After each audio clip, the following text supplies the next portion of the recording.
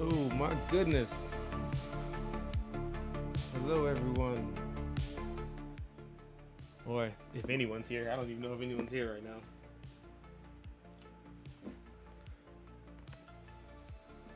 Don't know exactly what I'm gonna do today, but I do know that I'm working on this, creating some cinematic things for myself and some things I'm trying to do for Patreon for cinematic tutorial videos. Oh my god, hold on.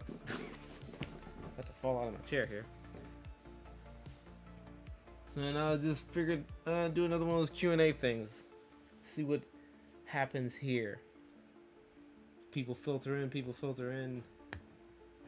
But yeah, I'm just gonna wing it.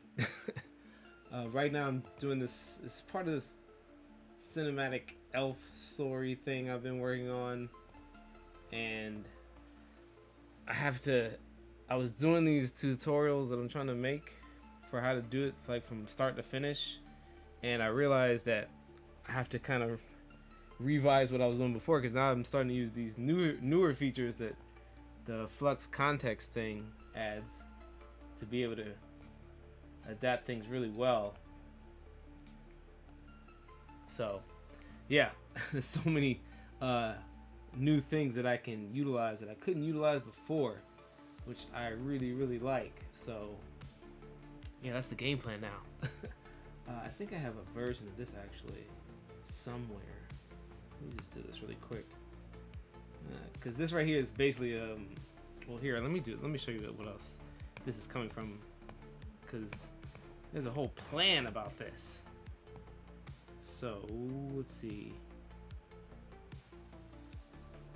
kind of ventured off from this a little bit, but as you can see here, whoops, sorry, I'm working on two different windows at the same time, so not exactly seeing what you're seeing. But on this, I hope you guys are seeing this. Yeah, this little thing's like a little storyboard thing I'm doing. Like, so I'm doing it kind of like a traditional movie type of way of doing this, where you put in keyframes. I've ventured off from it a little bit because I created this story before. I created this storyboard before the flux context thing came out. So this is the ship I'm currently using right now, and then I changed some things, and it kind of looks similar to this one, so I just kind of like adapted it a little bit. That's what these other windows are for. That's what trying to like really illustrate with everything I'm doing. So it's, I don't know how familiar this type of format is to people, because I don't know exactly how everyone else would do this, but I like to take a more traditional route of trying to make, you know, cinema type things. And you're a one-man show. So if you're a one-man show, you have to do everything. Like even here where I got ChatGPT to help me. What is it? What was the question I asked? Help me create a short story about space elves, because that was the thing I was working on. And basically this is a continuation of a little short thing that I made already, and I was basically trying to come up with a reason for why these space elves are going to all these planets, why they're all the ones that you see right on the ones that you've done so far, why they're all female and all that kind of stuff like that. And this is going to be kind of an explanation for that, because I'm introducing a different type of space elf or something. Let me see, Caden Live. Hello, Memberly Lane. How you doing, man? And where's this thing? Capture, what is it? I can't remember which one it is. I think it's in my...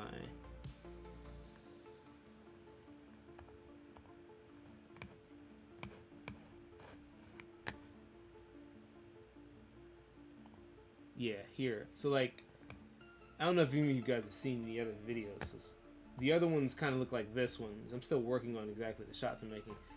and you know, they're more, I guess they seem more approachable.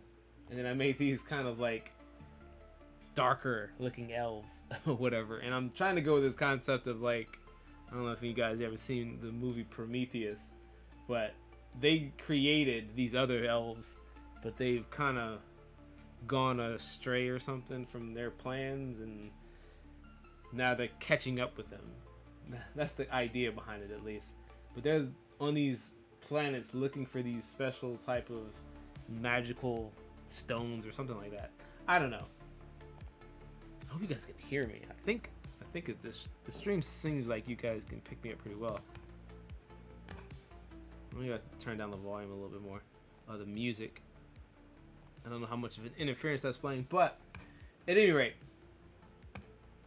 the main way that I do this is, again, like any like traditional type of like script writing thing, where it's, I make sure that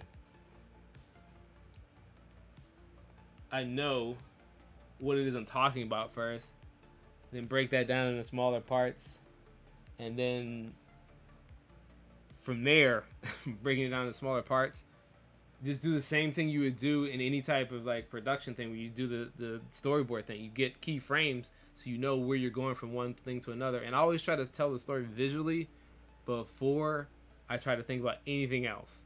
If I can't say it visually, then it probably is not going to work out that well.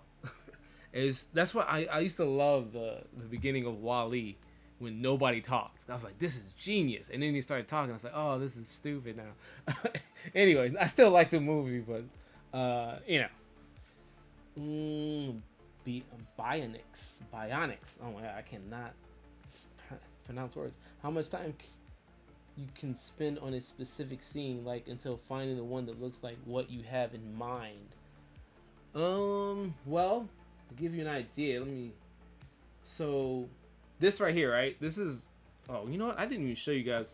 I've just started this one. So here, I'll show you this thing from Caden Live. Because you guys remember, I'm on Linux, okay? So I don't have Final Cut Pro and all that stuff. So for me, it's going to be a little bit different when it's time for like editing stuff. So in here, right, first the ship was in outer space, but if you looked at the thing I did beforehand, right, if you looked at where I was doing the storyboards, you'll see that the ships were different. I had this different type of ships, but I did some change up with the new flux context stuff, right, where now I can just like go back in and I don't have to have all these different types of ships. I can get the same type of ship. So what I did was I erased all of these, right, and then plug this one into it. So that way, when you go back to where we were doing the thing in the, let's see, I think it was in Caden Live, you can see it too, right? And Caden Live is a video editing software if you guys are unfamiliar with that. But here you can see, oops, I can't remember, my screen's a little bit different from you guys. But if you can see in here, where it's like, it starts off with that same type of position, I plugged it in, and then it tries to cut to this one. Here, I'll just run it really quick. And then it's going to the scene where it's landing towards the planet. I have a little cutscene right here where they're kind of communicating. There's going to be some dialogue that I'm going to plug into there, but haven't quite worked out exactly what they're talking about. But then it's like landing into this whole atmosphere thing, right? That's where I'm at like right now. And from there, there's another transition point that I'm trying to get to. And when I get there, which is going back to this part, so this is where the thing is landing. It's turning around and landing and all this kind of stuff. And you can see this is I haven't even released this one yet. The first and last frame simple workflow. Just because it's so weird. But this one's like, I think in this kind of scenario where it's like not a lot of like difference, again, this works hand in hand, I think, with flux context, where there's not a lot of difference in the way everything is. Like I purposely like made a difference, if you see like in the leaves and stuff like that, so that way it could really just change that up a little bit. But you see only the ship kind of changes up, so it's not so stark of a difference. And there's a bunch of iterations on this. So like right here, this is me using my simple flux one. I don't think I released this one either yet. There's a lot of stuff I've been working on, guys. I know I don't always update the YouTube channel, the Patreon in a timeless manner, but there's so much stuff out, guys. It's hard. It's hard to do everything. I'm just one guy. But to say how much time I spend on a specific scene, well, if you look at all this, again, this is just me. If you look at all these images down here, maybe I can increase the size of this a little bit so you can really see. You can see how many iterations I went through of like just turning the ship around and all this kind of stuff and plugging it in. So yeah, it can take a while. And see, this part I think is the most important, this frame here where it's like empty.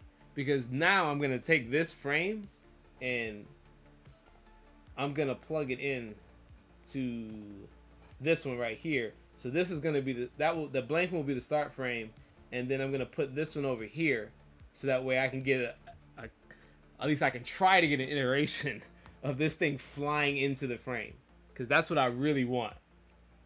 If I can pull that off, that'd be awesome. But I'm going to copy clip space and then put it here.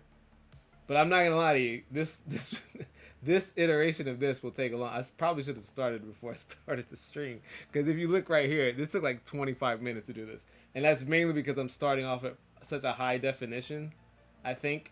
But you know, that's what I want. I want to start off at a high definition. But how much time? A lot. It's not, you know, even when it was like, I guess the supercomputers at, what do they call it, like Pixar or whatever, or Industrial Light and Magic, which I think Pixar came from Industrial Light and Magic, but you know, it took them like freaking 2 whole days to render something that was like, you know, 30 seconds of footage. We're still in that kind of thing if you really want really good stuff, so it's still gonna take a while, guys. I just really wanted to just have a ability to talk to you guys while I'm trying to do this. Let's see. I'm good. Been taking another break from my project. I get stuck so frequently that I go on break, but these videos encourage me to get back into it. I can hear you fine. Okay, cool. You can hear me just fine. And yeah, I have to take breaks too. When I'm doing this, I have to do that because it's just so much. It takes so much time to do everything. I'm on Linux too. Arch. Okay, another Linux user. That's what I'm talking about. All right, so let me at least get it started, because I have another iteration of that too. Let me just put the blank one in here. Let's see what the easiest way to do this. I'm gonna just copy it in this window and just drag it over. I think that would be the easiest way to do it, right? It's too bad I can't do multiple at the same time. Now, how do I talk about how it comes into the frame? So this is the challenge of doing this. The first frame and last frame is it has a tendency to be choppy. Like for instance, for this one, right? To get this to work, I had to do this thing where I said like the alien spaceship turns around horizontally to hover over the ground as the wind blows the surrounding plants. Because I wanted that kind of interference too. Like you have to make it feel like it's actually there, and not just it's moving by itself. And then, you know, random streaks of orange lightning emanating from the alien ship, even though you can see it in the which one is it? This one right here. Even though you can see it in all these frames that I made, and I tried to make the best keyframes for this. Resize this a little bit. Get this out of the way. And let's open this up. Even when I did this, right? Oh, this is I was trying to edit it even more on this one, but originally I think it was, which one was it? Yes, I had so many different versions of this because I want to use this too, but I changed the wing. So yeah, this is just, that was really screwed up here. But the idea was that I wanted, you know, that finished frame, the last frame. But if you don't tell it how to put the smoke in right? Because the before frame, as you can see from, which one is it? Oh my god, which window was it? Is it here? Yeah, this one. The before frame has no smoke in there, but you have to tell it like how you want it to come into the frame. Otherwise, it'll just suddenly appear. And this kind of does that. There's one iteration where it doesn't just suddenly appear like that. But and it gets in there like I describe it, which is surrounding the random streaks of emanating from the alien ship down to the ground, and yeah, then a plume of smoke gradually comes down from underneath the spaceship, descending down to the ground. Like, you have to be really specific about that motion, otherwise it just comes out wrong. So yeah, I don't even know. Imagine like the problem, as it always is with AI, you don't describe it right, and it takes 25 minutes for it to give you something that you don't like. That's what sucks sometimes. What's the controller node called that you're using? The controller node. I don't quite know what you mean by that. What do you mean controller node? Are you talking which workflow are you referring to, by the way?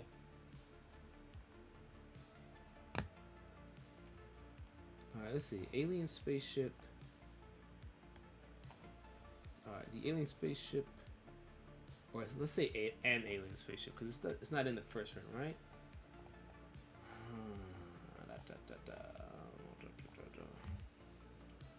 Alien spaceship flies suddenly. Yeah, let's say suddenly. That might be bad wording. I really don't know if suddenly will work right. Suddenly flies. Whoop. Oh wait, that's you spell it with I. Man, I'm telling you, dude, this thing is just really revealing how bad I am at spelling. It's like, I don't know why I'm so bad at it, but it's like, yeah, I think I have a pretty decent vocabulary, but I can't spell anything correctly. The alien spaceship suddenly flies into the frame. Now, here's the hard part, because I wanted to fly into the frame from where we're located, but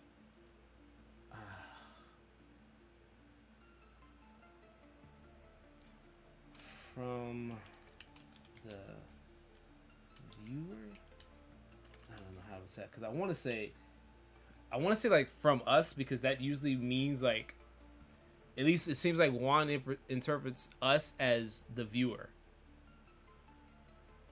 And I don't know if from the viewer's point of view will work, but let's say from us. Let's just see. I'm gonna guess that might work. An alien spaceship suddenly flies into the frame from us.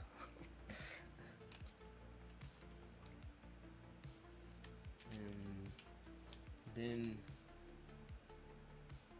turns horizontally. Oh no, let's say rotates horizontally. Rotates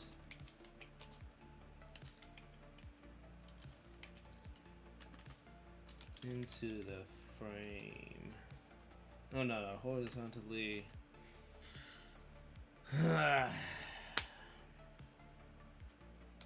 Inside view. Okay, and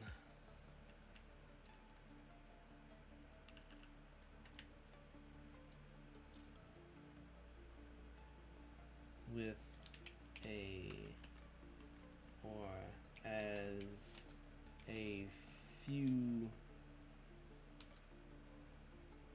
streaks of orange lightning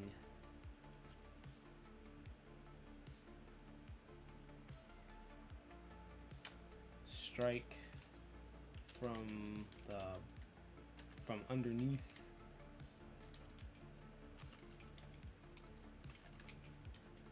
the bottom, from underneath, I don't have to say the bottom, underneath the spaceship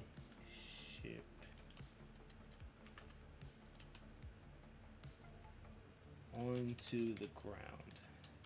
Alright, I think that should be good enough. Although I probably should say something about the stuff in the background. I just want to see if this will even do anything, because it's going to take probably to the end of the stream. Maybe not the end of the stream. I don't think I'm going to be that short, but I don't know how much longer it'll take, being that I'm streaming at the same time. But yeah, hopefully it won't. Yeah, we'll see what happens. What's the control node? The Q prop on the right side. The Q prompt on the right side. Oh, this is. Oh, I'm sorry. Yeah, this is just the old school layout of ComfyUI. That's. I know nobody else uses this except me, but I just prefer it for some reason. I don't have. This is. If you hit the cog right here, well, it's not gonna be there right there for you guys, but the. What do you guys have?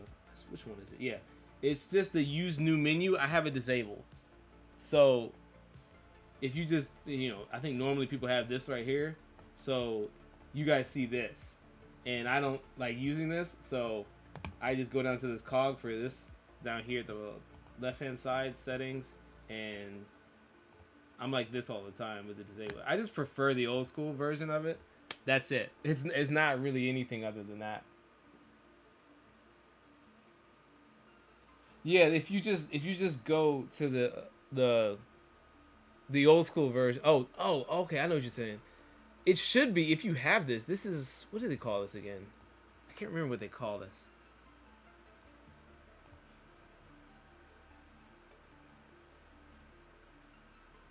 Chris Tools R3 easy use. I think it's just called ComfyUI Manager. I think that's what it's called.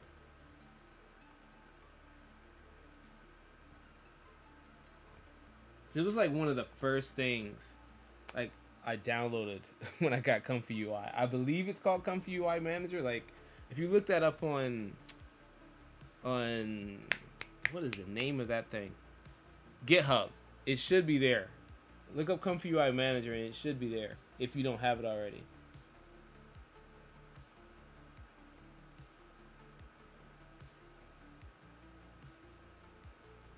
Yes, it's been so long. It might be MixLab. I'm not sure, but that I think the thing where it tells me how long it took, that was even before I got MixLab. I know that was there.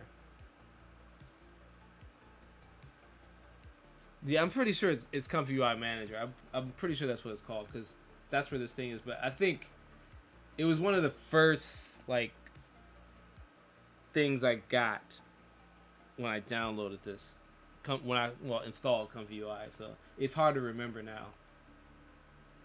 But anyways, while it's doing that, I'm gonna try to figure out what is my next move is on this stuff, because I want that flying thing, and I know where's this thing at?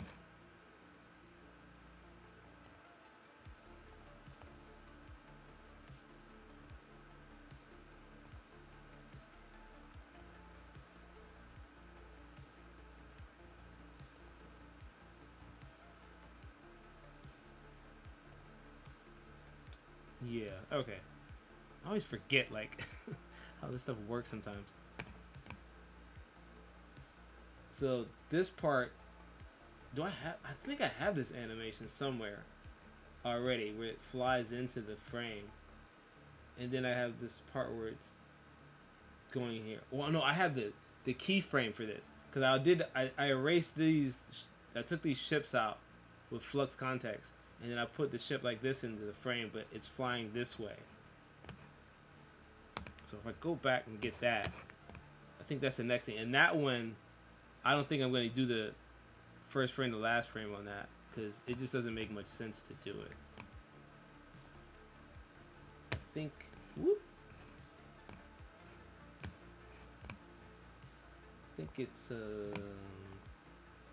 yeah, I'll probably use this one, where it's just a regular image to video workflow. Let me see where it is.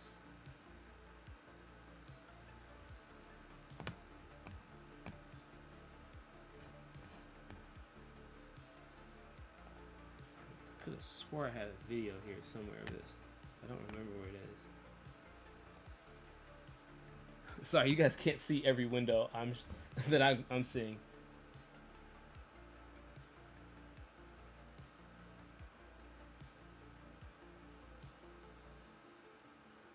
Yeah, I don't know. Like it's something about the new menu I just don't like. That's why I don't use it. I just don't like it for some reason. I don't know why. It never grew on me. It does have the convenience of having those that window where it has like the native workflows, so it makes it easier to just load in a workflow that's already there for you. But I almost never use those anyway, so it's not really beneficial to me. Okay, hold on, I'm looking for something here. I know I made a specific.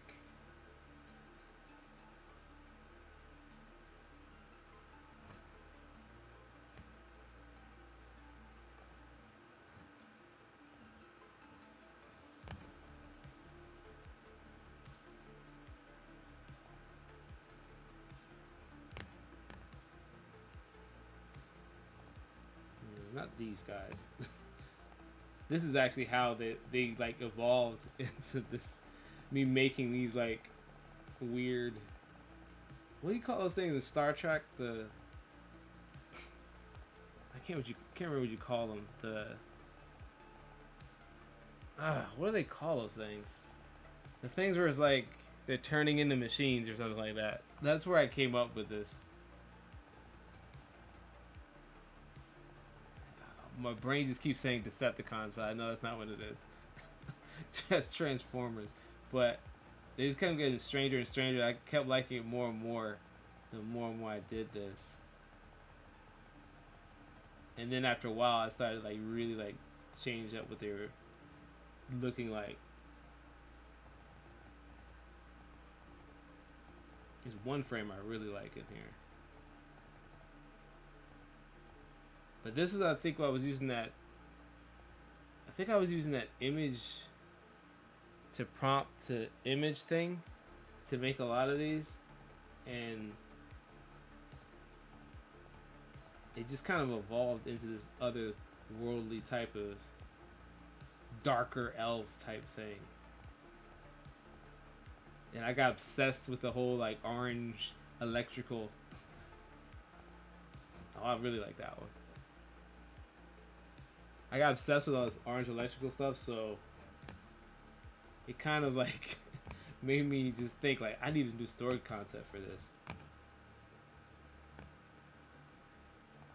Where is? Give me 1 second, guys. I'm looking for something. It's a specific frame, or it's like a certain footage of it coming into the atmosphere that I thought I made, or at least a frame for it, but I can't figure out where it is. There's so many. I've made so many of these right now.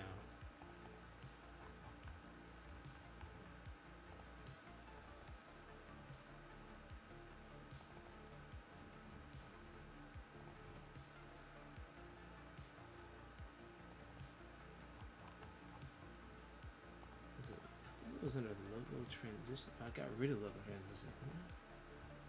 No. Ugh.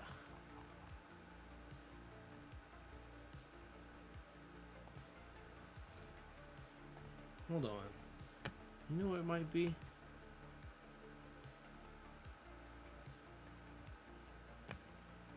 might be in a separate window here. Because I feel like it was somewhere when I was doing this. Yeah, it was around here. This is where I was looking for one of these, because I wanted to show like like a lot of smoke coming off of it. That's what it was.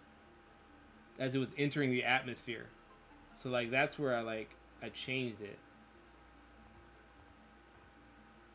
and that was like changing the ship a little bit too much. I was like, no, don't do it that much. Then it's like, because this is when I know the biggest problem with AI, and I think Flux Context really helps this, because now you can get a lot of like continuity. Even though this was mostly like just me doing if you can just look at it, you can tell the original thing was just me doing a, what do you call it? An overlay of masking the image on top of it, and that's what made me capable of doing this. And then with Flux Context, it blends in a whole lot better, and that's what all this other stuff is.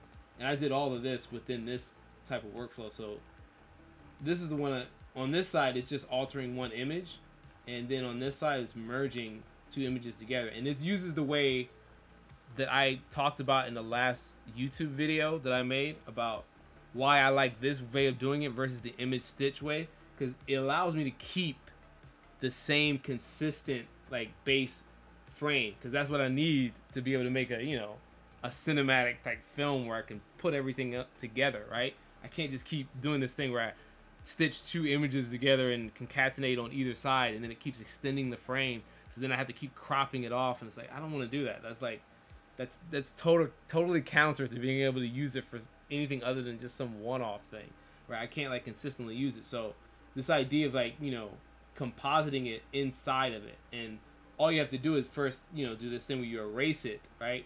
The thing in the foreground, the original stuff, and I think somewhere back here you can see where I had the original. Yeah, like once I had like one ship here, you can see. But this right here, like, right, and it had other ships that I was liking in the background. But then you just get rid of this because it's, you know, not the right ship. I need this ship, right? So I take that ship out, and this is funky when you did the. I did this other node in here flips it, and I forgot to flip everything at the same time. But I wanted to change the direction of it. So the actual background eliminated masked image, right? You just throw it in there in the same place, and this is fugly because I was running this. That's why I had it originally. I had this like turned off because I forgot I was running this after I'd already finished, and then it was just doing silly stuff with it. But just be able to throw it into the frame, and then from there I went back and took this into this one, whatever my result was, and put it into this one. Or I think I might have described it a little bit more in here too. And then from there, it took it from being just this thing that was kind of like cut and pasted in there, and then actually like blends it into the frame a little bit more, which now it seems like it's more into the scene. Even the lighting hits it more in a more correct manner. And then, you know, I wanted to again add the smoke in there after it like kind of enters the atmosphere, rather than this thing which is just like pasted in there. So a lot of cool stuff you can do now with that saves time with the whole flux context thing. But yeah, this image, I think one of these I want to use. I can't remember which one I want to use, but I don't know if I like this one or the one with more smoke. They might be this. Are they the same? Let me look at the little electrical thing here. They might be the same. I think it might be done it multiple times, but I'll just take one of them. I don't think it matters too much. I feel like this one's a little bit different, but I'll just take this one out. So which thing are we going into? Yeah, we'll go from here. I don't know. Alright, so how do we... What exactly do we say?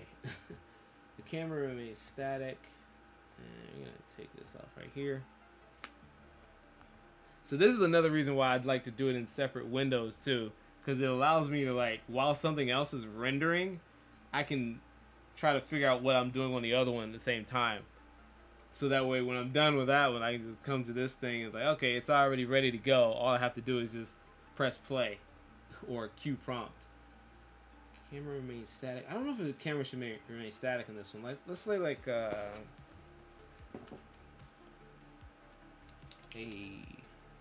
dolly shot of the,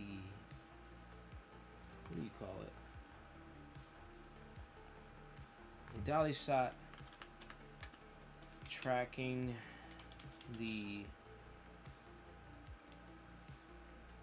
alien, oh my god, alien spaceship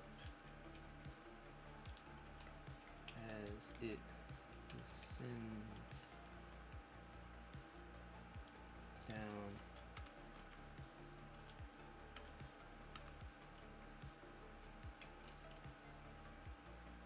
downward. Should be descends downward. Well, descends means down, right? I don't think I need to say downward like that. Descends toward the trees of the rainforest in...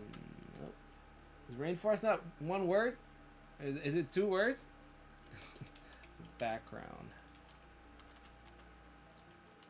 I could have swore rainforest was one word. Am I that like really far off with this? you're good. While using ComfyUI, one of the first things one quickly learns is patience.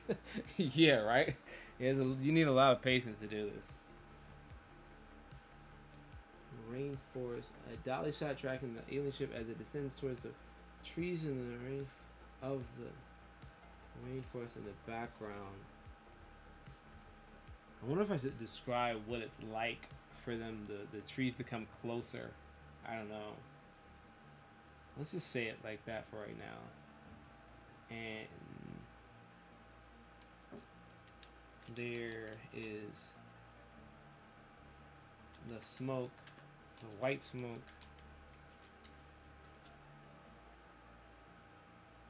gradually. That's a really good word, by the way.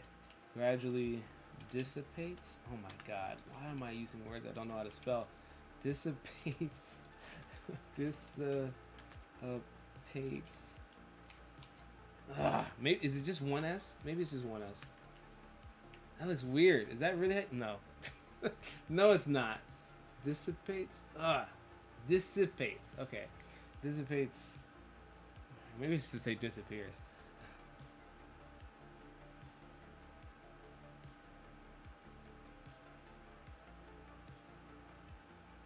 Wow. Trailing behind the spaceship. Let's see. Spaceship on the right side of the frame. Yeah, let's do that. Spaceship toward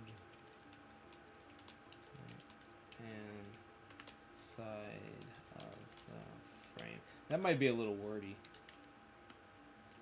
It's probably not going to get it right. I have a feeling it won't get it right when I do it that way.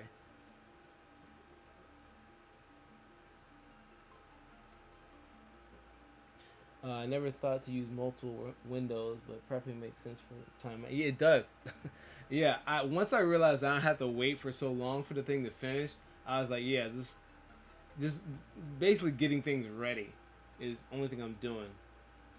I guess rainforest is 2 words.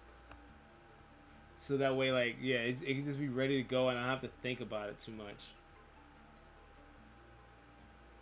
Alright. We'll go with what that is for now. And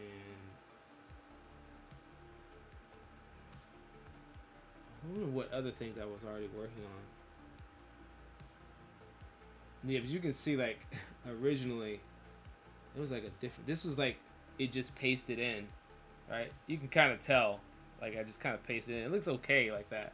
And I'm sure once you, like, make it into a video, the first frame will, like, kind of blend it together anyways. But it's a lot better when it's already kind of blending in like this one. So it's easier to, like, get it to do what you want.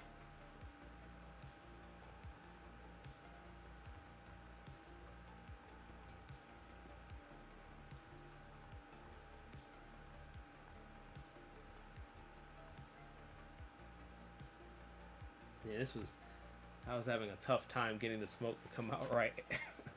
And it kept changing because I kept saying afterburner. I think that's why I kept messing up like that. Okay, so what are the other... The real thing about the storyboard thing is mostly to keep me on track, since I won't be constantly looking back at everything I'm doing. If I don't do the storyboard, I won't know what I should be working on next.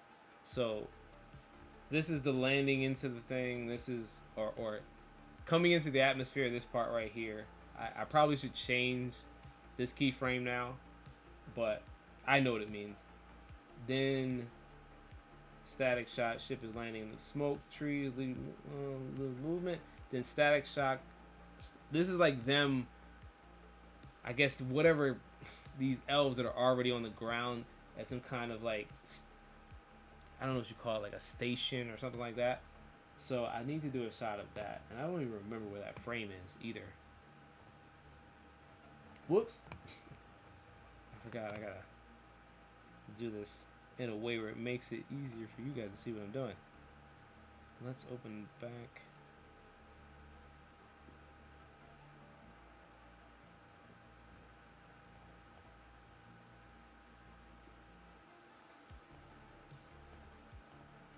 Oh, I know why. That's why.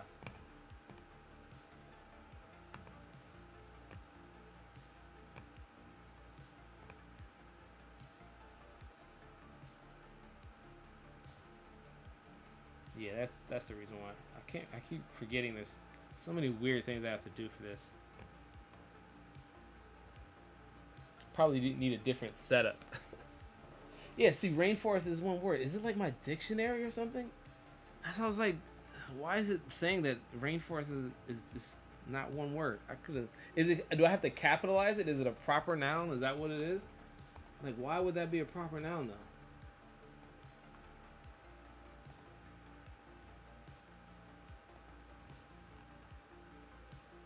I'm gonna leave it there. Now I want to just like, I'm not that bad of a speller. Like, why is it saying that? Okay, where was I? I need to figure out. Oh, hey, this is that workflow I was working on during that the other first official live stream. This is my before Flux Context thing came out. Oop. Oh, you guys can't see it with this thing in the way, huh? Yeah, I forgot I still had that workflow here. I still like this workflow just because even if it's like really cheesy looking, I still like it because it's this concept that made me come up with the idea of doing this thing where I could just paste the thing on top. So I still appreciate it just for that and that alone. Because if it wasn't for this, me just fooling around with this, I never would have thought to be able to like, hey, what if you just paste it on top of the other one with the masking thing?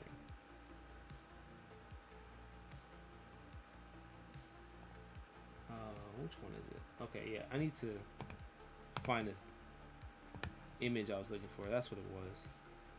So let's see, where do we find this thing?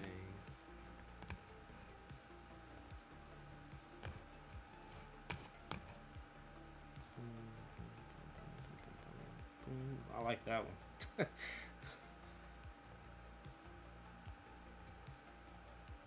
It's in here somewhere. That one's like really cool. Like I really like this guy here. Cause I was trying to figure out like this thing where they're like, some of them are like these. They're not like elves anymore or something. They're something different. They become like these kind of like machines or something. And then I had this hologram thing that I was working on this thing. But this is very difficult for me to reproduce in prompts for some reason, but I don't know why like it's so difficult, but when it comes out right, this is like really cool.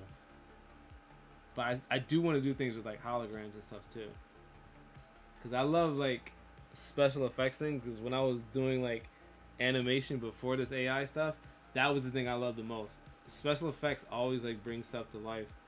Like if I don't know if you guys are like anime or anything like that, but if you look at like old school like anime and the things that really make it like really brilliant, like what made Akira so good, or Akira as some people say, was so good to me was that the special effects scenes, like all these little things they did with smoke and liquids, like when Tetsuo was going through the tunnel, like that stuff was like pure genius, and that's what makes it look so viscerally like powerful.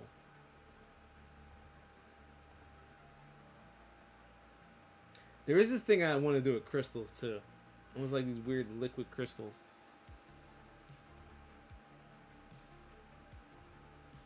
Where is this thing? Oh, look at that. These huge ears on this one.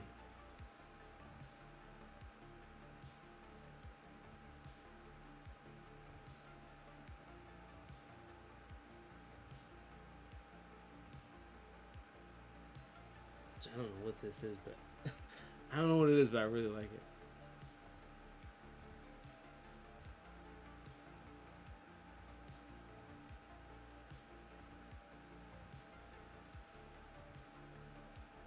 Oh, that's really cool. I like this helmet right here. As far as like prompting for this, it's how do you describe it? I think I have some type of Lora for this that I was using, but I can't remember exactly what it was.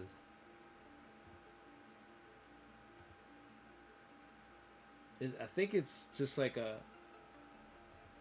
it's mostly prompts because I know it's like a lot of like just use the word electricity when you want this stuff to be like this, and that's just a crystal. And the word translucent, not necessarily transparent, but translucent, works when you want stuff like that. I think I might have used this thing called like Tron. I think you can find it on Civet AI, but it's like some weird Tron type thing. But then with the wording of it, I made it seem more. I don't know what this is called, but like the movie Alien.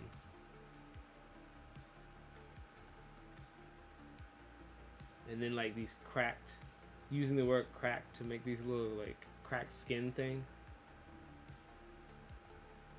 Okay, I think we're getting closer now, because now they're at the thing again. Alright, now they're in outer space. What in the world? Ooh, look at that. Let me get back in outer space. What in the world? Did I come across the end of this? Because it's not in outer space in the thing, right? Am I not saying this right? I could have swore we were not in outer space.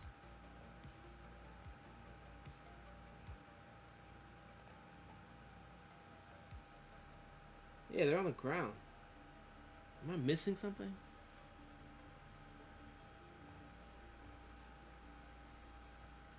I'm gonna have to go to the folder on this. Yeah, I think this is like the beginning of the folder. Did I miss it? Did I pass by to not see? No, because they're not at like workstations here. Or is it in a different folder and I didn't realize it.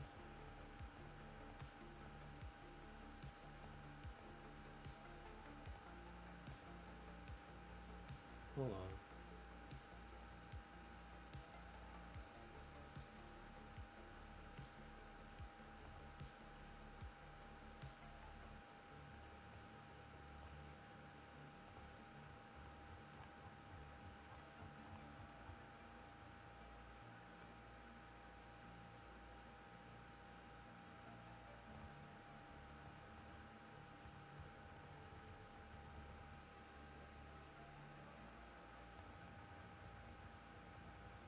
It's in here somewhere. I know it's in here. I might have like went to the workstation and then started prompting for it to be in outer space, but then I probably went back. That's probably what it is.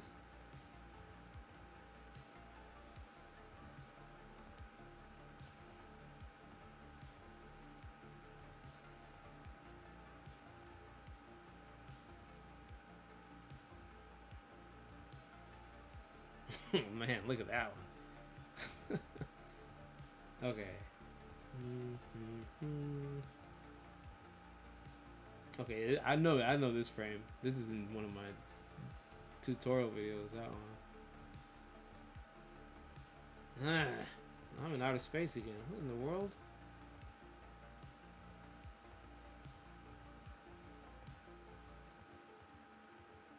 This is what happens when you do too many iterations at once.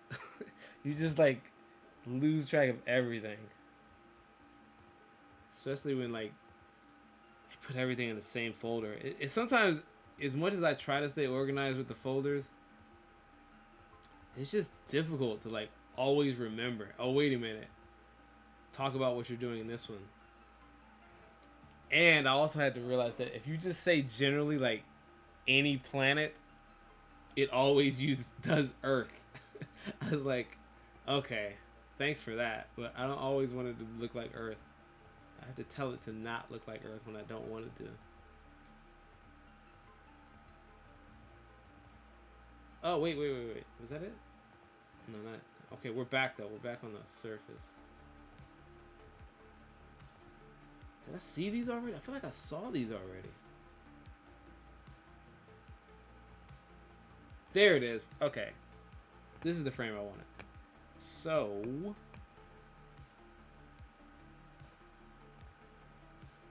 let's see. What do I want to do with this? I can't remember what I want to do with this now. Jeez. Okay. Yeah, there's nothing wrong with this image, so I don't really want to alter this with flux context. I think I really just genuinely want to use it for this and just, yeah, make an animation like this. Oh, wait a minute. Sorry. I keep forgetting them. Sorry, my screen looks different from you guys. Because I'm not looking at what's appearing on the screen. I have two different screens on at the same time, so.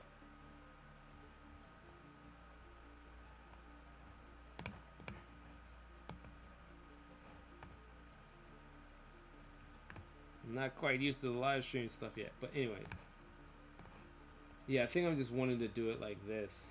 Where you can just plug in and just image the video. Because I don't think there's anything wrong with that frame that I would need to alter before I do that. But not quite ready to do that because I got this one queued up already. Hey, the queue is over.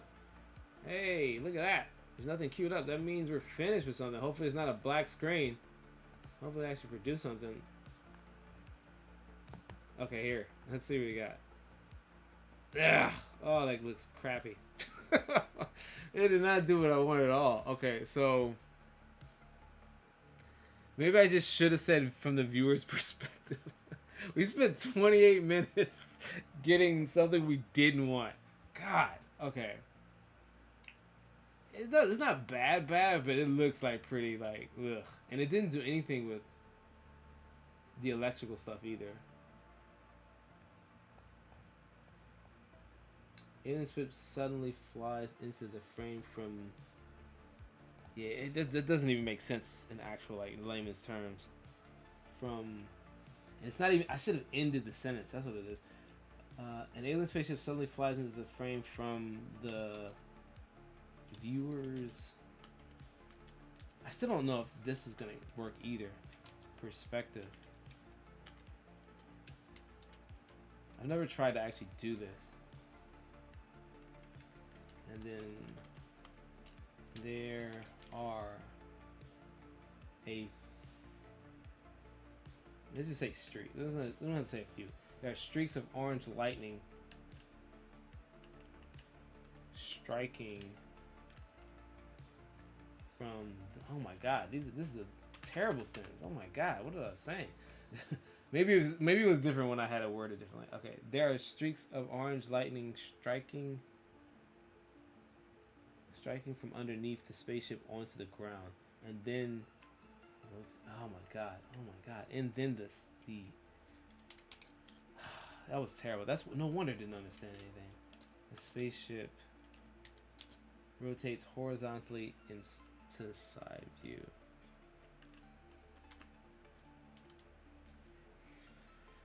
Always proofread what you do before you hit Q prompt. That's very important.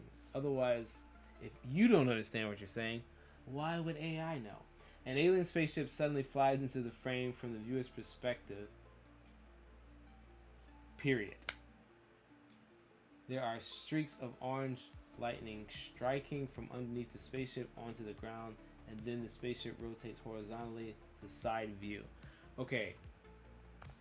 Also, one thing I've noticed, especially with the way I'm using first frame to last frame, since this thing, again, it works best when you have something that's almost identical from the last frame to the next. I don't have to worry about saying anything about the camera, because usually when I try to do things where it needs to alter the camera's point of view, the transitions are so abrupt and so like ugh, like it's not even worth doing. But I wonder if I should just run the other one so that way we can at least see if I can get something from this. Either way, like both of them are gonna take freaking forever. I don't know if this will take 25 minutes, but because I think that one's a little bit more taxing, but at the same time, we're still it's really the resolution size that's making this thing take so long, guys, and the number of frames. Because I'm doing 73 on here, but for the sake of adding diversity to the stream, I'm just gonna run the other one, see what happens. I have yet to create a successful Lora. Gem Flux would not work my first go, but I'm about ready to give it another try. Noted. What's not working with Gym Flux for you? Or Flux Gym? I think it's Flux Gym, unless I'm really dyslexic, which I do think I am sometimes. But why is that not working for you? I was thinking about giving a tutorial on Flux Gym, but I was trying to keep with the theme of just doing ComfyUI. I didn't know if anybody wanted to do stuff or wanted me to do stuff outside of ComfyUI. Oh man, I should have dumped the VRAM. This may or may not give me a freaking black screen, which I would freaking hate. I should have dumped the VRAM for real. Oh well.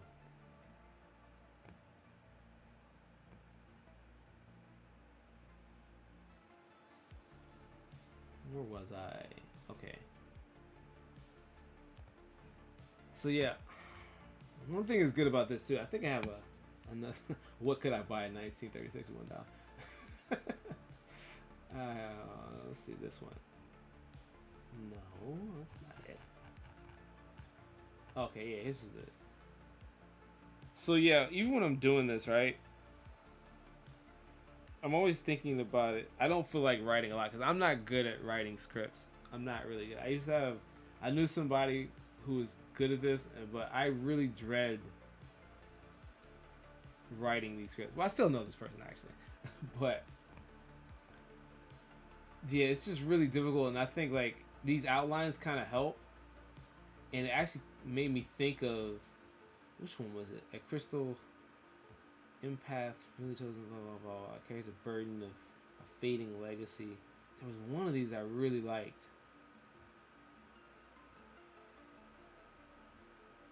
But I think what it is like I wanted them to be hunting some natural resource or something, and then from there, the other ones are like in pursuit of them.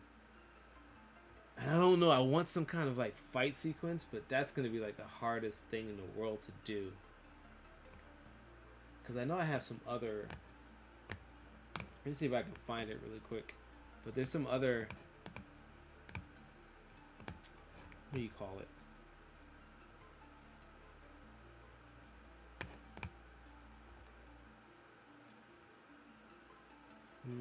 Was it output?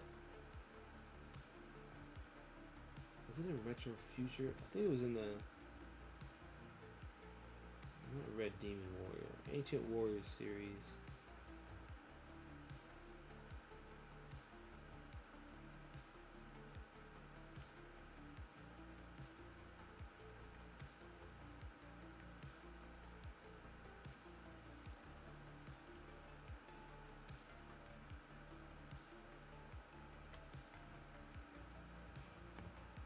That's how easily I can pull this up.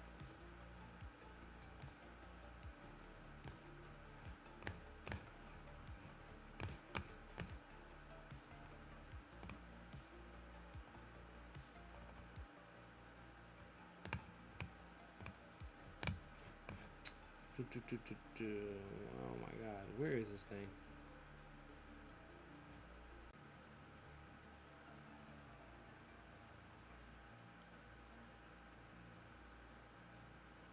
Oh my god, did I crash this? I think I almost crashed the stream really quick. Am I still here? I did it. I made an illegal move, apparently. So I'm still getting used to doing this live stream stuff. There we go. That's what I was looking for.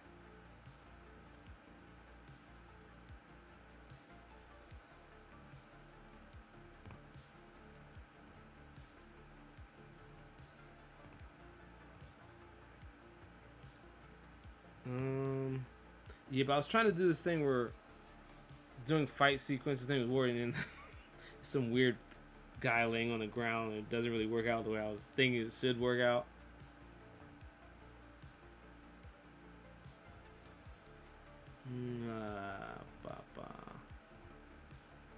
Oh wait, I had that minimized down. Oops.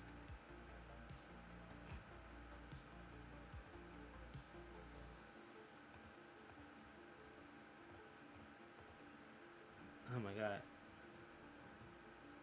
Hold up. I think I'm screwing it up again.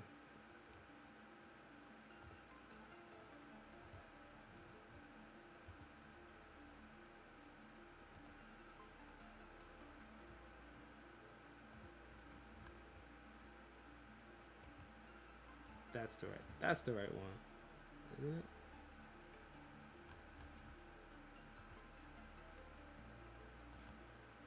There we go. Yeah, I don't know what I'm doing. Ugh.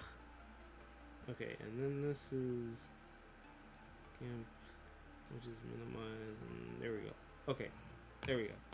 Sorry about that, guys. Still adjusting to this, to just doing this, especially with two screens on at the same time. But I always notice like it's really hard to like do like fight sequences and stuff, even just positioning them correctly. And I didn't want to have to do like a thing where, you know, because I want many characters on the screen at the same time, but they always look like weird. And then once you do that, every character looks like every other character, which is just like, ugh. And then imagine trying to do this thing with the elves thing. You know, I don't know. It's so hard to pull off, but I think it'd be really good to be able to like get something that works. Cause whenever people are laying down, I don't know if anybody has any solution for this, but like people laying down on the ground, it's so hard to get them to lay down and it look like it's actually like people. Like I don't know what this is, but yeah, that's always like really difficult. And I had like some scenes where like it looks like they're in these ready positions, even though there's this weird looking bow spear thing going here. And like I don't know what this is. This one looks pretty decent with them being on the ground, but the thing I really want to see is like a really good fight sequence. What is wrong with his posture? A really good fight sequence, but like it's so difficult. And then this is just frames, like right, keyframes. It's nothing to do with like actually making them fight. Flux Gem, yeah, you're correct. I don't know why, but I keep calling it Gem Flux. I'm not sure why it doesn't or it didn't work, but after following a few tutorials, I couldn't get it to work. When you say you couldn't get it to work, you mean like it just wouldn't run, or it didn't give you results you wanted? This one's not bad.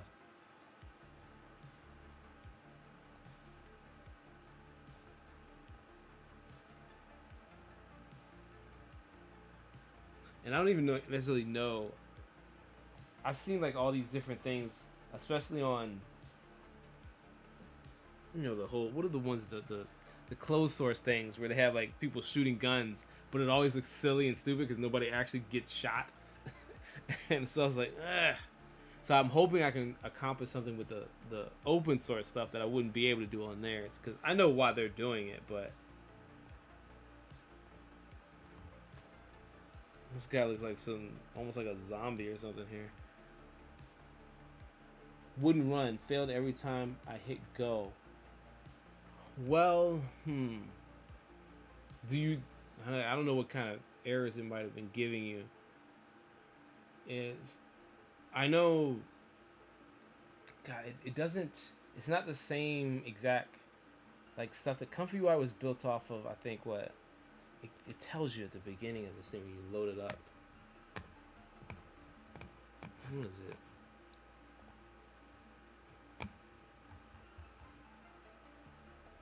I know the certain things I know, like where the diffusers are different depending on what you're trying to do, but I don't know if it works for that. But if the PyTorch version is 2.6.0 plus Q124, that's what it always says that this was ComfyUI is based on.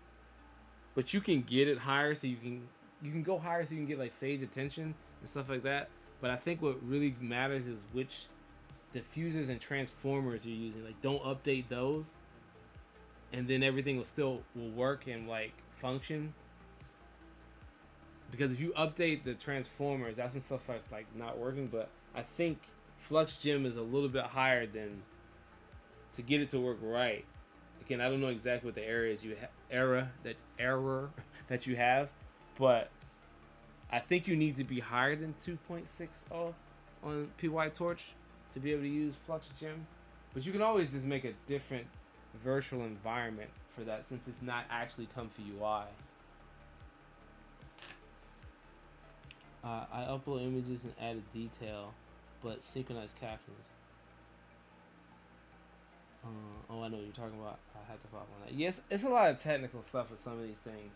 Because there was something that somebody said on the last live stream they used to say I should try out, but I don't. It requires me like literally creating a different virtual environment, and I don't know exactly like I don't want to do that for like a whole nother ComfyUI. It's like it's just too much. I think all the stuff I've downloaded so far is just so bulky that I don't feel like it's worth it at this point.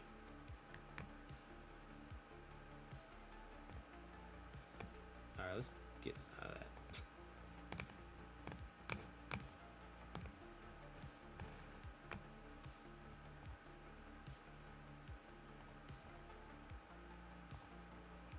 All right, where we at right here? Okay, we're like almost halfway on this one, but anyways. How many different ships do I have? That's what I really want to know. Like,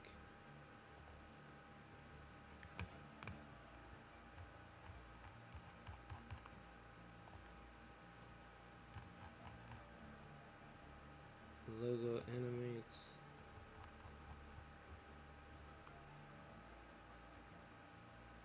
Alright, let's do this. Let's go back to Caden Live while we're looking at this. Let's see. I know I've... Oop, not that. Oh, that... Did I change Caden Live? I think I did. Oh my god. Oops. Hold on, it's not window. That's what you should be saying. Okay. There should be some video here. Let's see, which one was it?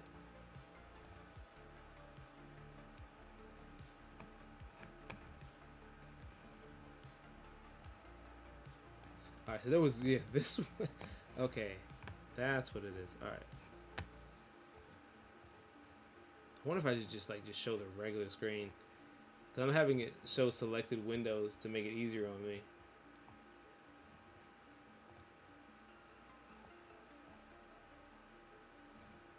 But this is one of the things where it morphed when it came in there. But yeah, that's what I was talking about too. Yeah, that's the one that was like the thing with, if you prompt it incorrectly,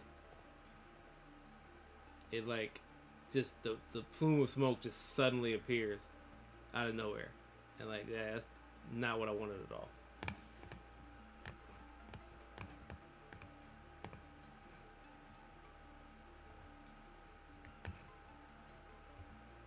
Let's see, what's this one?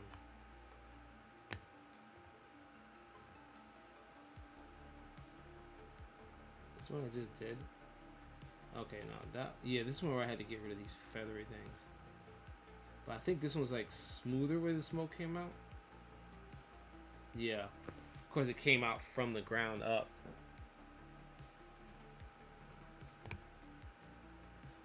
swear I had a different animation in here somewhere.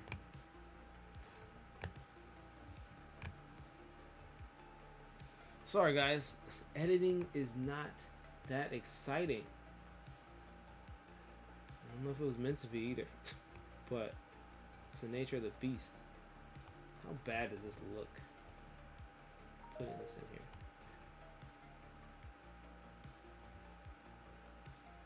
here. Yeah, that doesn't look natural at all. Oh crap, you know what I should have said? I should have said showing the ship from behind. Like, yeah, that's what it's, that's, because it's probably not gonna, it's probably gonna come in the frame the same way. I do like what it did where it looks like it's like disrupting like a weird force field thing that it did. And that's pretty good. But okay, let's just look at that plus the other, what's that other one we did where it actually is landing?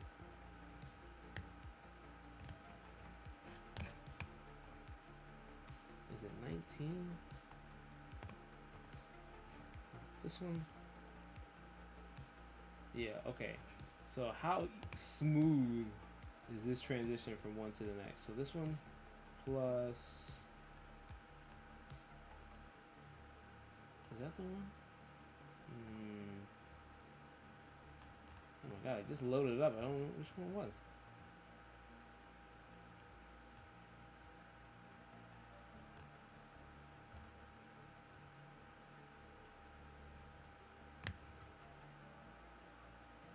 Or did I? I don't think I did. Okay. Is that the one we're working on? Alright, so the one we're working on. What was the name of this thing? I think I forgot where it exists.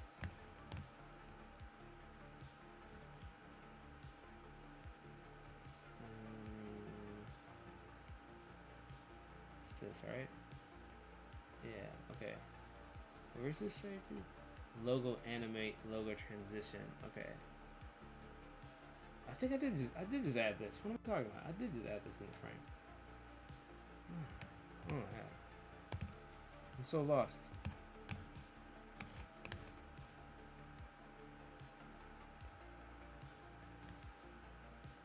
Am I chat, am I not am I not like knowing I feel like I'm just like clueless about my own like stuff right now. I don't know what I swore I just loaded that in, like I was just showing you guys that, and now I don't know where it is. Yeah, logo transition, blah blah blah, blah. This one? Is it? No, because this shouldn't be the end frame. Should it be gliding in? Oh, okay, yeah. So the one was just blank. That's right. All right, now I get it. Okay.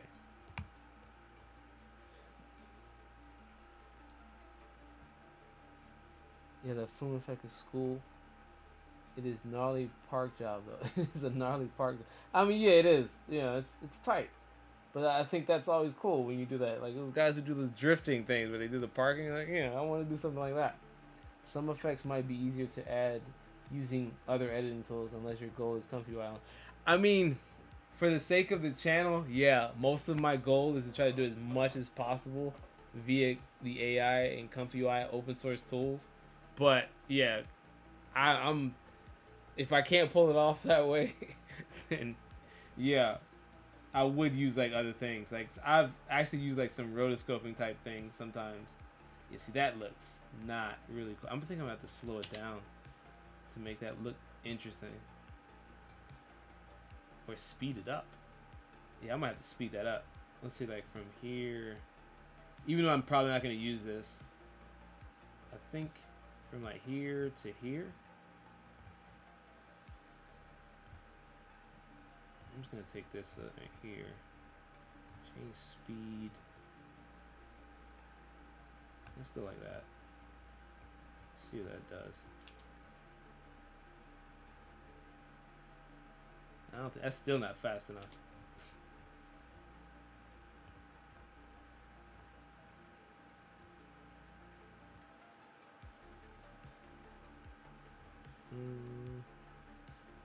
Okay. Let's try that.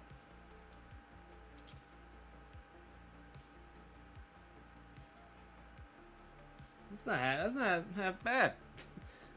I think that's not bad. Maybe that's one take on it. It's just the way it comes into the frame that's bad. I do think, yeah, that it holds too long on this part too. This should be a lot faster.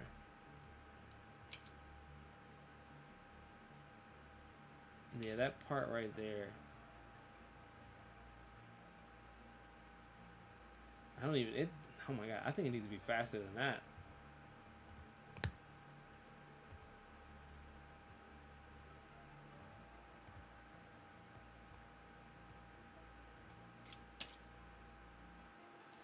Yeah, that's a little bit better.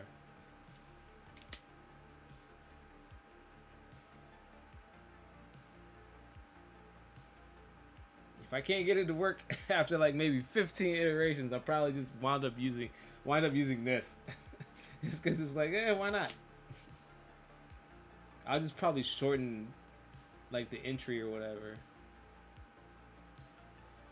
Or what I'll do is I'll like do like a cut like right before it does this, and then just like cut back to these guys. But that doesn't make any sense. Maybe no, the ground ones, the ground team, or whatever. I cut from the ground team, like in between here, because I don't know if we need to do this.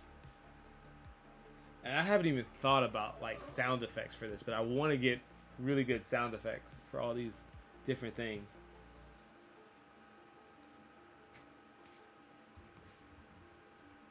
What if we just take off some of that?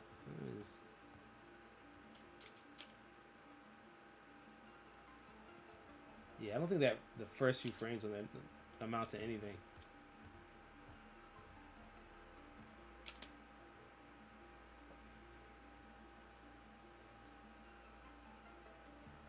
Yeah, but I think now, like, the most important parts of doing any of this stuff is literally consistency.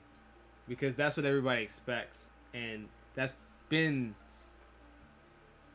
for the past, I don't know, year, well, since its conception, the biggest challenge of the AI stuff is just being able to get consistent things throughout. And that's not bad. I still feel like that transition needs to be like a lot quicker. I just don't like it.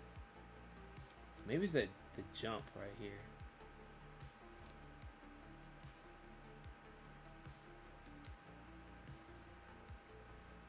Maybe it's too quick. I don't know. Something just very unsettling.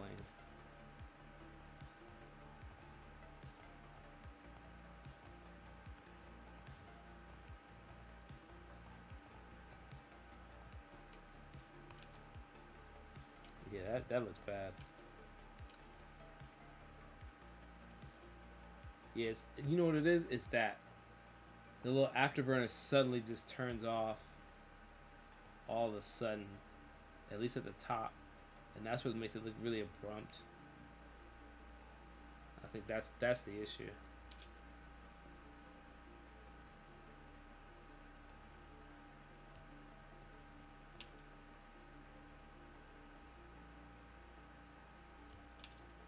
All right, let's go back.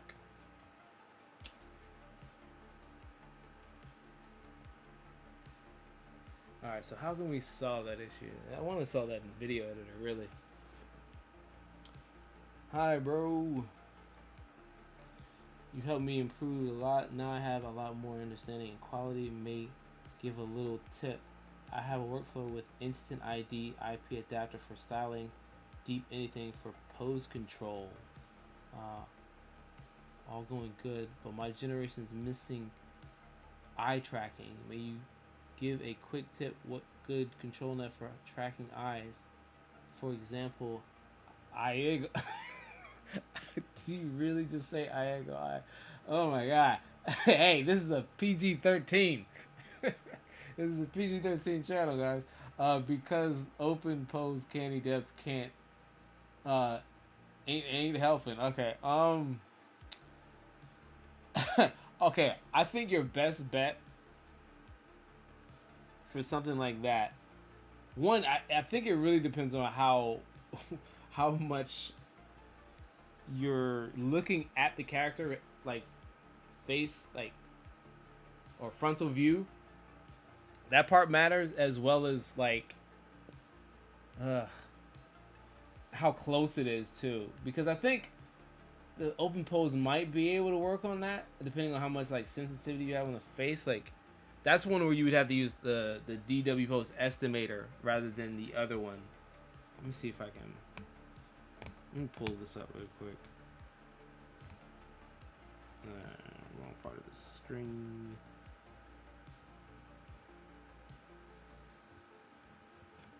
Let's see what we got. We're almost there.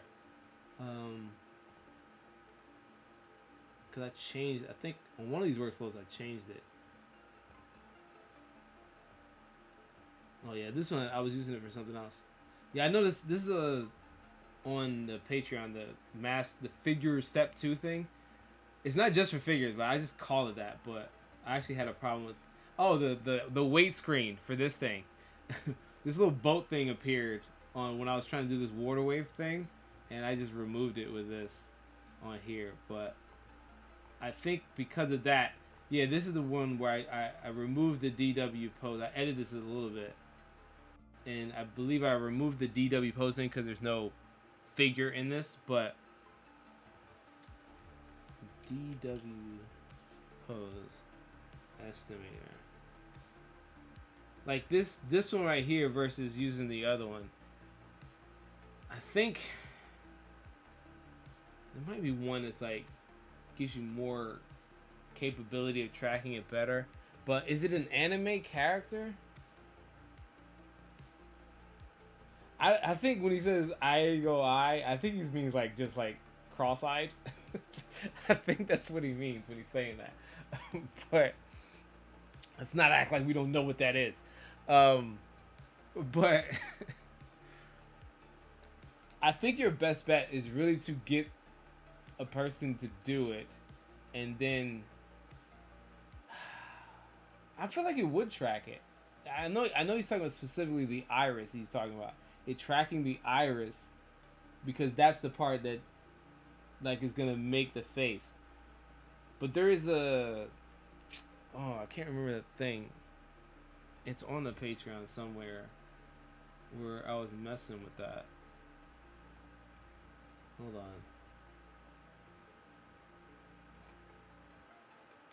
This is in the chat here.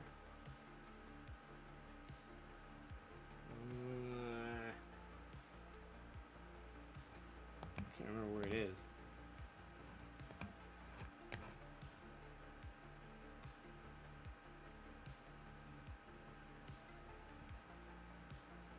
Sorry, I'm having trouble with these double screens for some reason.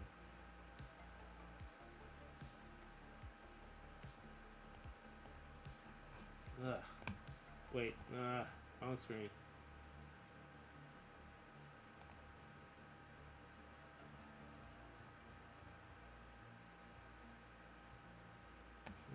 Wait, okay, not that. Yeah, this one. There's you go. Okay. Where is it?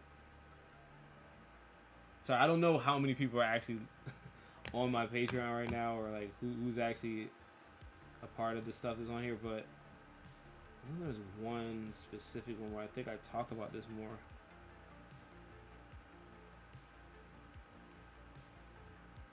I think it's utilizing the. Which one is this one?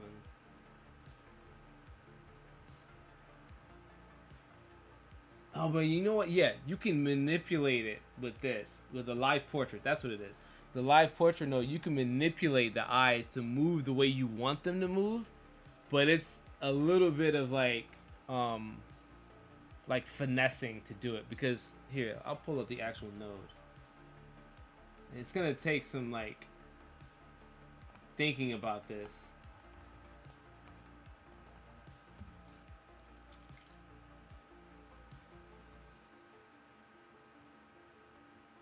No. Which one is it?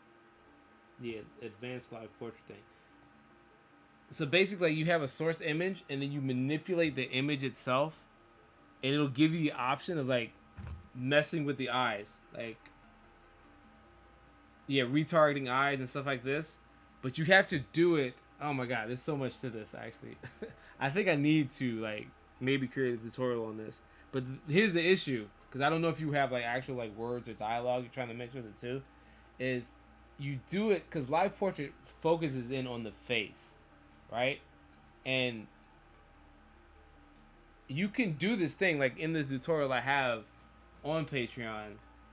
You can get it to match up with this. I don't want to play this right now, but you can get it to match up with the character driving video, and then you can also make little changes at specific like points in the video of how the eyes or the lips or anything are supposed to move that kind of overrides whatever the driving thing is doing at the same time.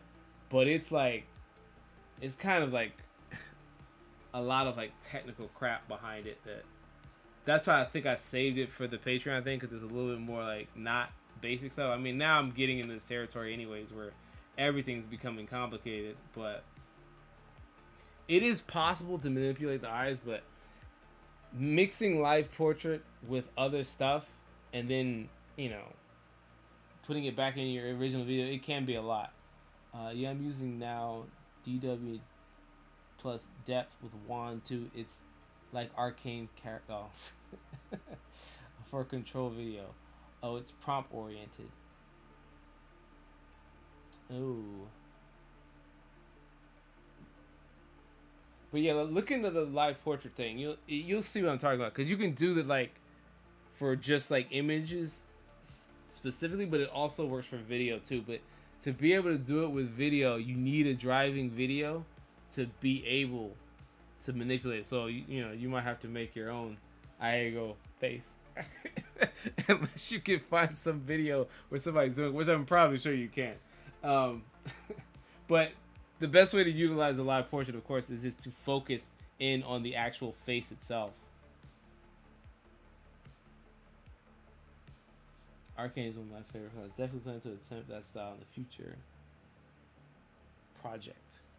Okay, so oh, the thing completed. Let's see what nonsense I made. That's not bad. It's moving a little slow, but that's not bad. So I know what I would do on this, right? I think it worked out pretty well. Did I word it? Did I change up the wording at all? I think I used exactly the same thing. Okay. It says, yeah, the white smoke gradually dissipates while trailing behind the spaceship. So this was one of those things, right, where I always added this part right at the end where it's like I take the last frame from whatever thing that I was working on, and then I just use that. And if I want to extend it, I just write it back in here. So now I can start from there. And since I literally wanted to do the same thing continuously, I wouldn't change anything in the prompt and just run it again. So I could like keep going with this animation and this flow, and hopefully it doesn't change too much. If I do it like, usually, yeah, see, I probably should have done it where it's like fixed. If I do it like when it's fixed, then usually it won't change. Let's see what this is, the number right here. So let's do this. Dump this back in. Okay, and usually when it's fixed, when I dump it back in and I don't change the prompt up, it'll kind of do the same thing. So ignore the fact that you see these guys again.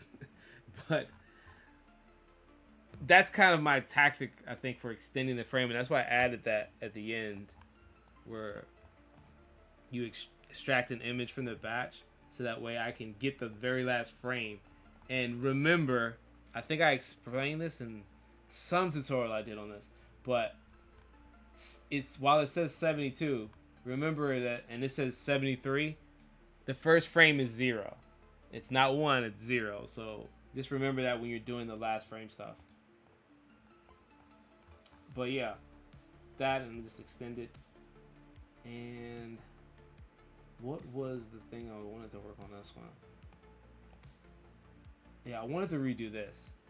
And did I already have this prepped? An alien spaceship suddenly flies into the frame from the viewer's perspective. Dude, it took 1 hour to produce that last thing. Jeez. Dude, how long have I been streaming? Yeah, almost like 2.5 hours. I'm gonna have to end the stream pretty soon, huh?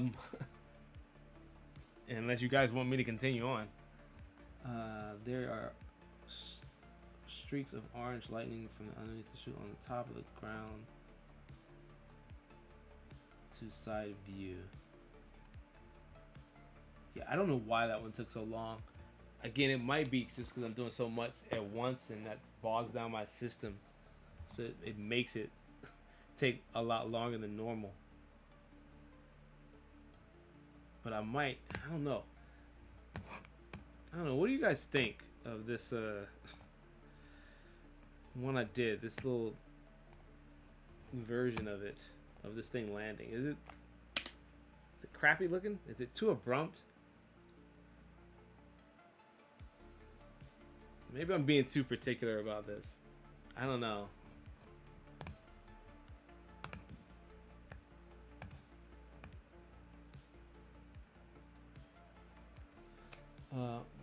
reference video have a motion on, but my DW pose depth can't track eyes. In the end, emotions, but without yays. Anyway, thanks. Going to try live portrait.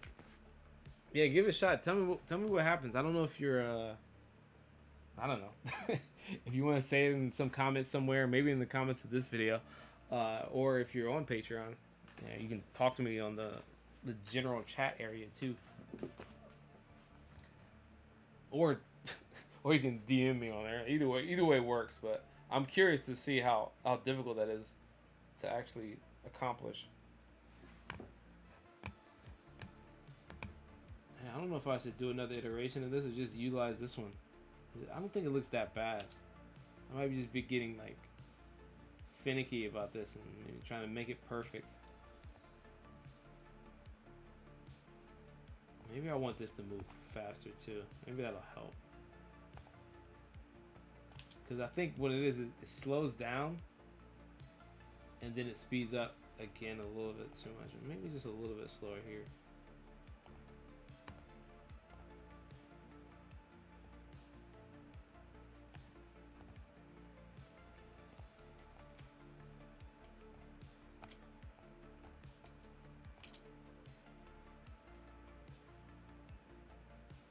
I don't know. That might be good enough. I might be overthinking this. Although, yeah, that last frame too.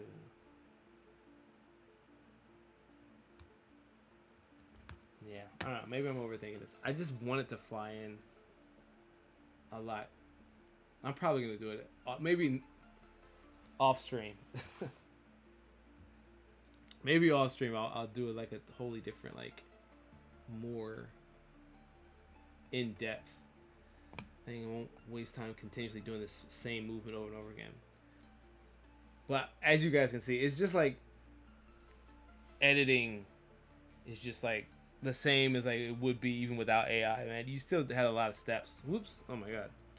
I'm on a black screen right now. Yeah, it's still the same thing. Question: do you notice stark differences in the art style when generating close-up landscape shots? Stark differences in the art style. How do you mean? Like, I usually just tell it like how I want it to be. Like, if you're going for a style, again, like I've said in some of the earlier tutorials, I think the best way to do it if you're going for a style is literally just, you know, have a Lora that does that. It'll make it easier on you. In quality, I should say. In quality, okay, well, like, you mean like realistic versus something that's not realistic?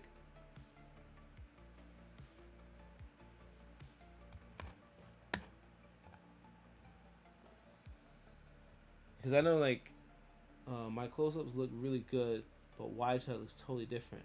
Okay, Laura. Hey, I'm not quite sure. Are you what model are you using to produce your imagery?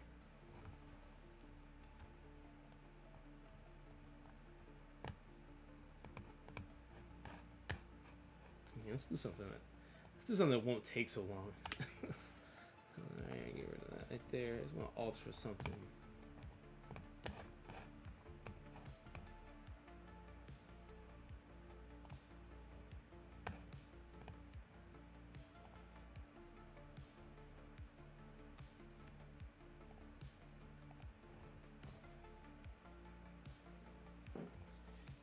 Anime style Black Forest FP16. There's a model called anime style. Is that the Lora you're talking about? Black Forest. You mean Flux? what is a? I've never heard of a model called Black Forest unless you mean if you're referring to Black Forest Labs Flux. I'm not quite sure what you're referring to there, sir.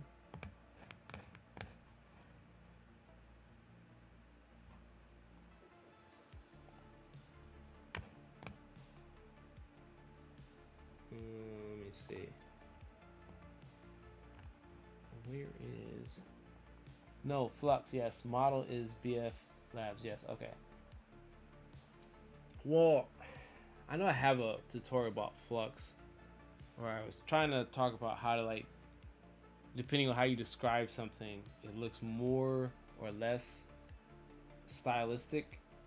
But Flux has a tendency to have, a style that everybody kind of knows, is where it's like halfway realistic, halfway like plasticky kind of thing. But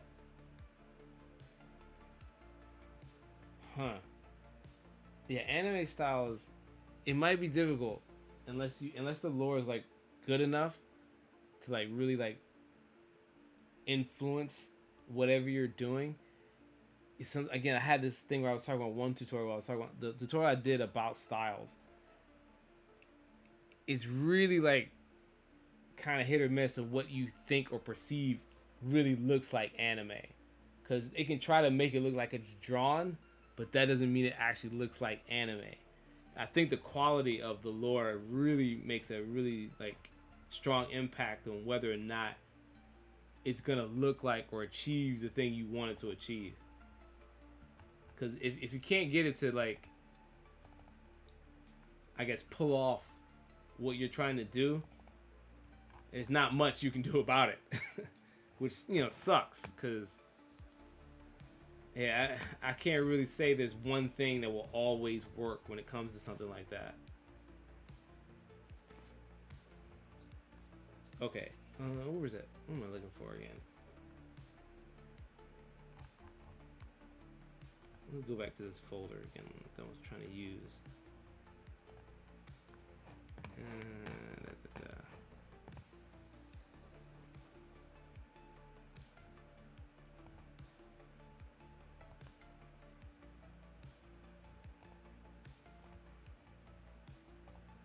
Okay.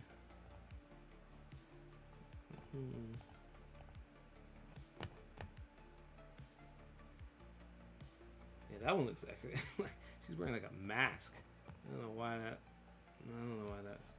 I'm trying to remove something here. What I really want to figure out is if you can use. Yeah, there we go. If I can figure out how to get this thing to remove like 3 arms, I know I can inpaint that out pretty easily. But Flux context, like whether or not I could get it to remove a 3rd arm without that much heavy lifting.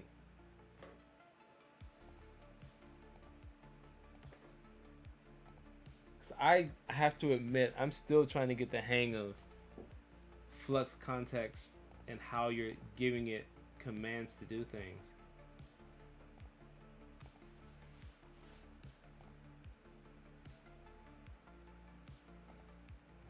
There's nothing really wrong with this image. I just don't know what I should get it to do.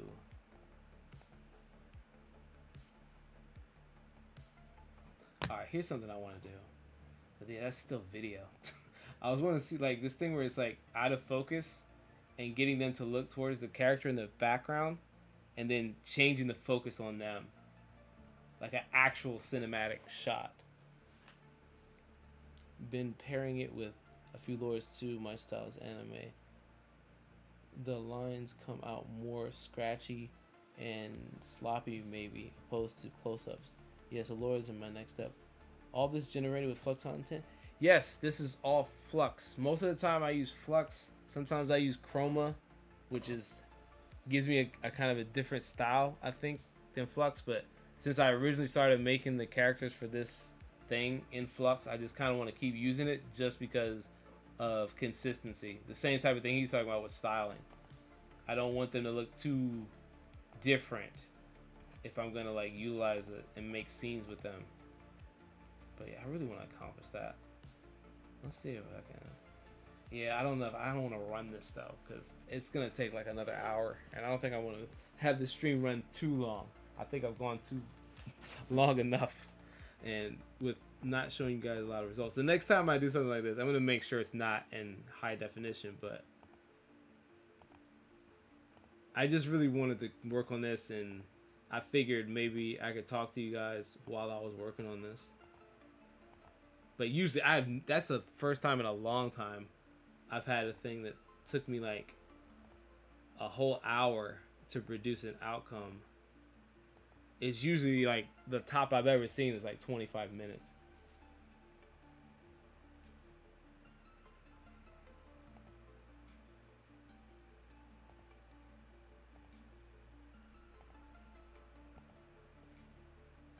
Okay, here. I don't want these guys in the back. This one, I don't know if I like this frame too much though.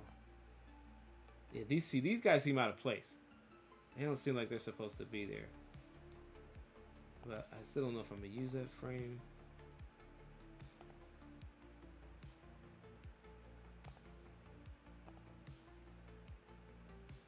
I do like this character right here.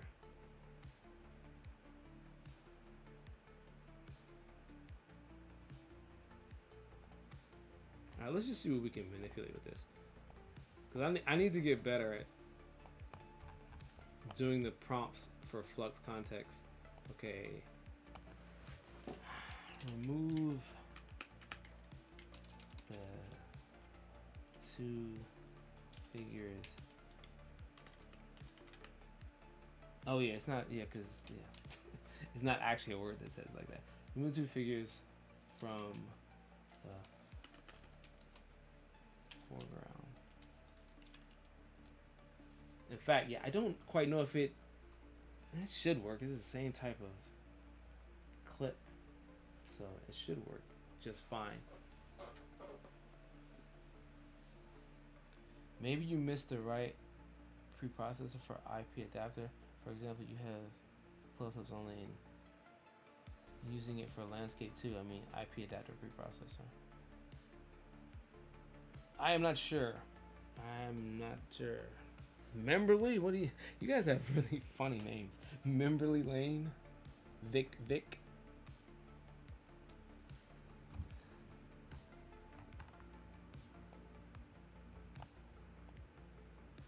Yeah, I think I still have to load the models because this is the first run. When did I make that moon thing in there? Oops. God, I keep forgetting. I have this thing in front of you guys so you can't see it.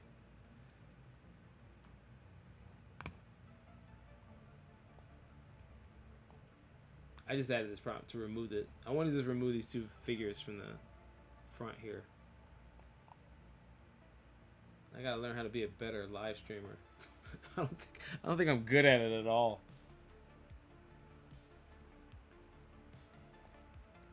I'm not quite an OBS master, so I don't know exactly how to like control the screens that well. I might, for the next time I do this, just try to do like the entire screen all the time. But I literally have a big, 60-inch screen, and then the right side, which I'm looking at, is actually my tablet, like my drawing tablet, which I can just draw on top of, and that's where I'm like looking at the OBS thing so I can see what you guys are saying. But I keep forgetting that it's only looking at one of those screens. It's not looking at both of them. Because I don't even know if that's possible for a live stream to look at both of the screens. Because, yeah, it's physically different screens for me, so I don't even know how you can do that in one.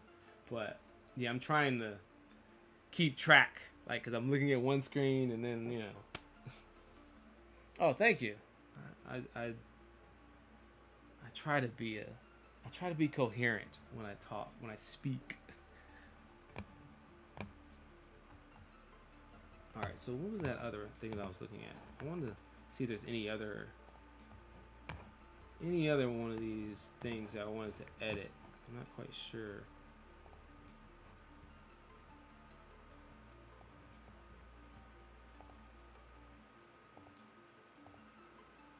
Okay, whoop. Oh, wait a minute, it just popped up something. Let's see what we got.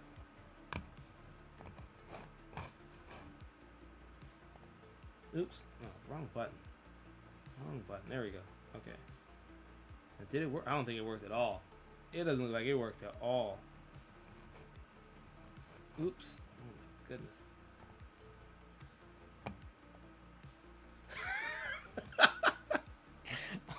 I said remove the people in the foreground. It takes everybody out of the background.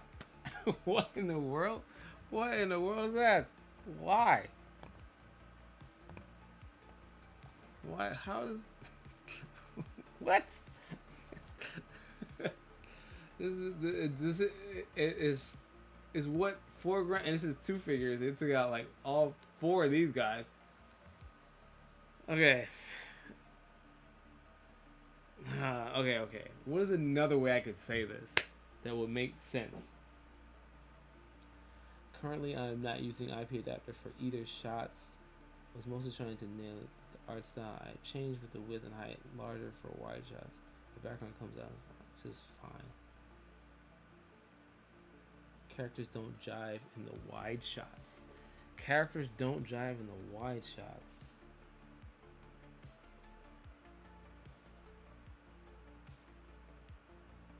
Are you trying to are you just making images, or are you trying to do this with video? Memberly. Are you trying to do video as well? Now, why would it take out... Okay, how about this? Remove the two figures from the left hand side of the frame. How about that? And this is not ships removed. This is remove figures. Oh no, I don't want to remove it. I want to remove the figures on the right side of the frame, right? now this thing's got me thinking wrong. And maybe not type it like this. Maybe I should like just type it out. Remove the two figures from the left hand side of the frame. And no, I want to remove... Although that might be kind of cool. Remove the...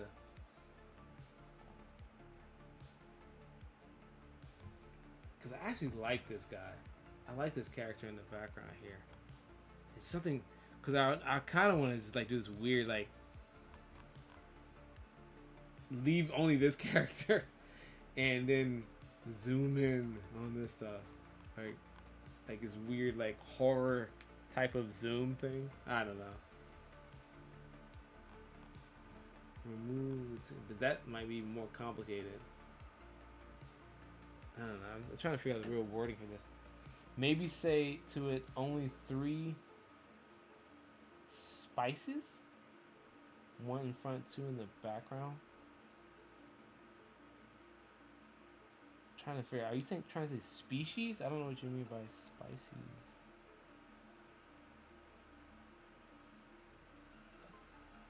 Okay, and this time, what did it do? Well, remove one character from the left-hand side of the frame. But here's the really cool part, right?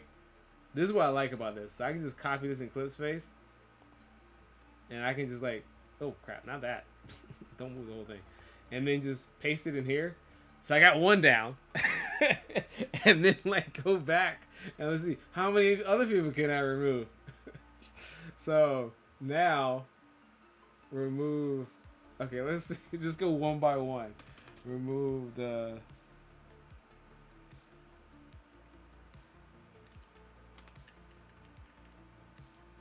figure on the left-hand side of the frame. Alright, let's do that one. Let's see if we can go one by one. That's okay.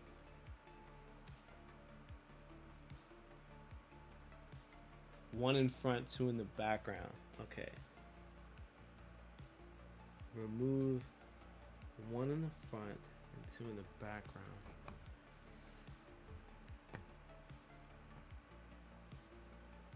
You think we just pick random 2 in the background?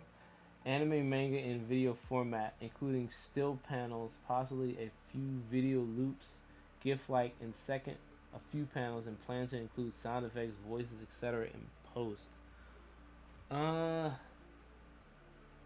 Do you have like a storyboard for like what you want to do? Because that's one thing I do kind of like about doing it this way is if you know the keyframes, you can literally just use those keyframes for like what you want to animate too. But are you getting consistent characters, or is the problem something different? Is it only the like the styling, that like per image does not look the same.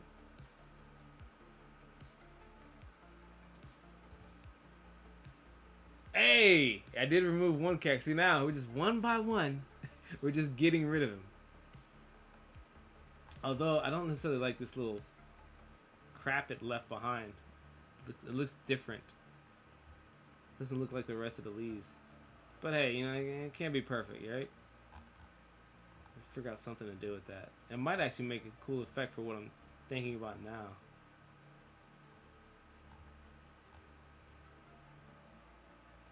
I have noticed that like the more and more you edit from the original, the more and more it like gets to this point where you just kind of get this kind of fog. Like, is this even this one, right? I edited this so many times that it kind of got blurry. And the original, what was the original on that, really? I think the original was one of these. This one, right? You see, this wasn't as grainy as the other one is. But the more and more you keep going back and editing and doing what I'm doing right now, the more and more it does this to it. And I know you can bring it back out, especially if you like upscale it, but it's just a lot to keep going back and forth. But I don't know how important that is when you do video, depending on what the resolution is when you're actually doing your video. You know, if you say remove half of characters, I could say that, but will I know what half it's gonna move? I know what character I want to keep. This is the main one I want to keep. I just want to get rid of these two guys. So remove the. Let's see if it'll get it from here. Remove the two. Because yeah, if you get it within one prompt, right, and you don't do what I just did, where I just keep going bit by bit, then I think it'll be less of that grainy stuff that happens, you know, from continuously editing it over and over again.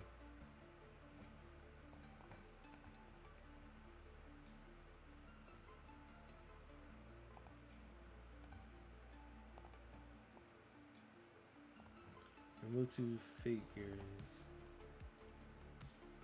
Remove the two figures on the right hand.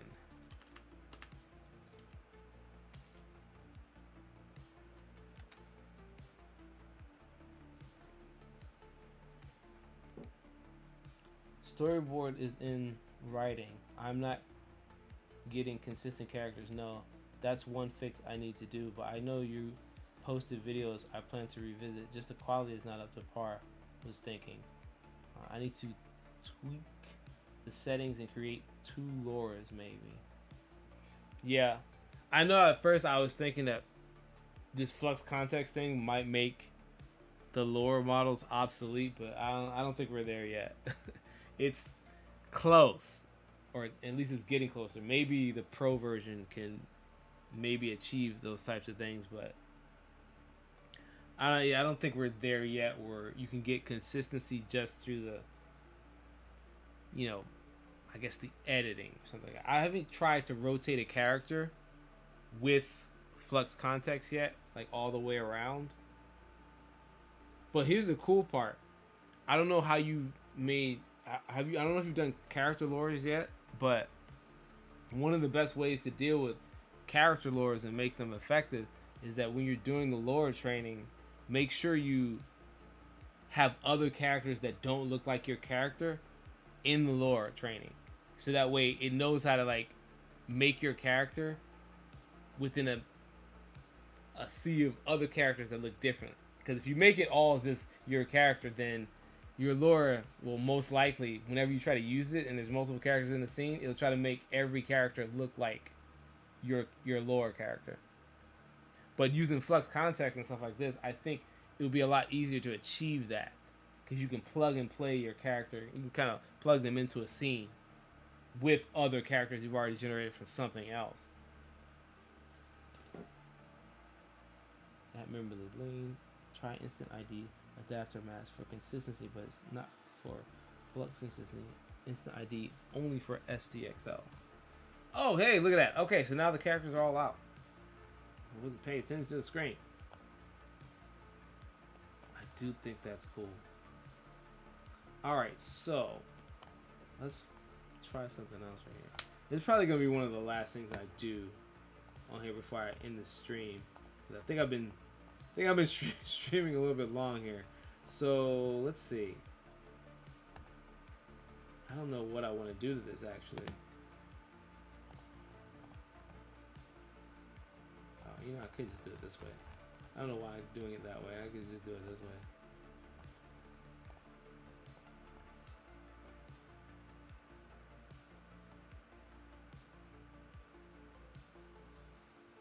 Maybe I should paste another character into the frame. I just don't know what character I should do that with.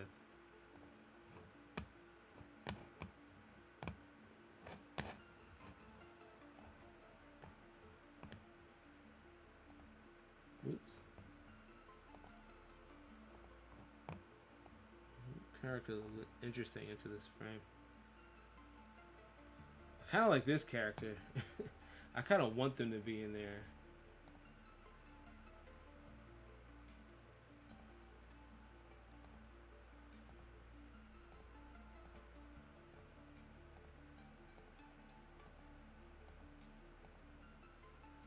Alright, you know what? Let's do that.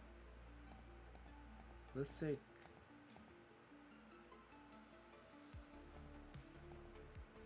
I want somebody that's just busy doing something. Because these characters aren't busy doing anything. This was kind of holding like this weird Merlin staff, but... Yeah, I only use flex at Arcane and Alchemy. Oh, thanks. I did not know about adding other characters. No. Yeah, if you don't add other characters, when you try to train a character, Lora, what's going to happen is it's going to believe that you want every character in the scene to look like your character. It has to, like, you have to train it on the idea that your character can be around other characters, not like it. I had to learn that the hard way. Like, wait a minute. Why is every character like my character? I don't want that. Where there's simply like the clothes it's wearing or whatever. How about this? There's one of those things where they're utilizing...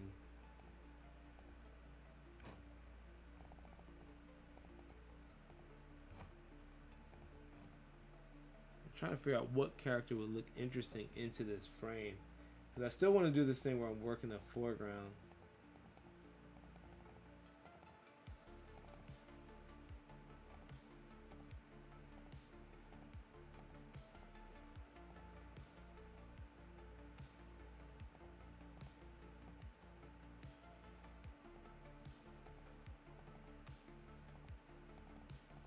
One of those characters that was on like those devices, holding the devices.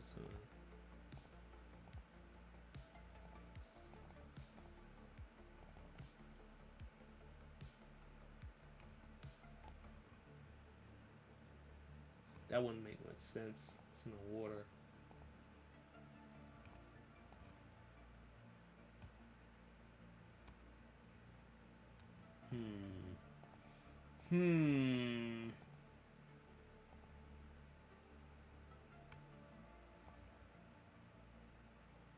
Let's just see if we can do this. Okay, so I want to take this, put it into the thing right here. Okay, let's minimize this window so you guys can see what I'm seeing. You can't see it right now. All right. So I just dropped this one in here. Let's cover this up for a second.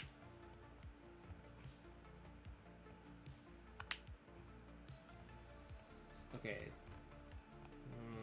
Remove the 3 figures on the right hand side of the frame. Yeah, let's do that.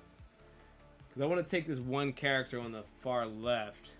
Right? I want to take this guy and then add them into this frame, which will be here when I do here. So just in case you guys aren't familiar with this workflow, what this is about is that one of these images, right, you're gonna paste some object onto this one, and that's the purpose of it, at least. So I take out like just one little part and I remove the background away from it, and we take this figure, and this one, on this one it was a ship, and then I place it, that figure, into this scene, and then I try to use flux context to make it more seamlessly into the shot and not make it look like it's pasted in there.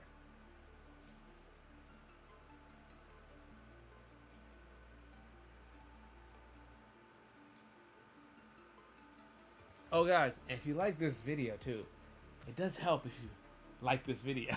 It does help me, like, at least like get people interested, I guess, in watching these videos. I know it's hard with this freaking live chat thing. I always have a hard time like finding my way back to the live chat when I do it, but okay, we got rid of 2 of them. See if we can get rid of this last person.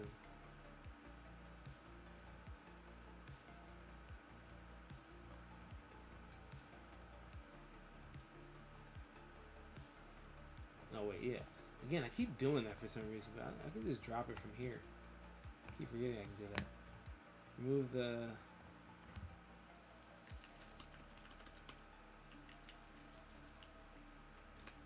lower hand side of the frame.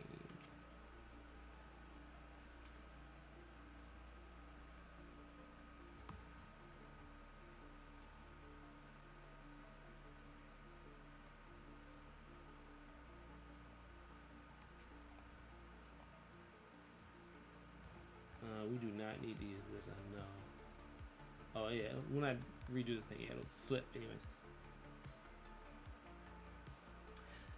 By the way, is there anything specific that you guys want me to do a tutorial on?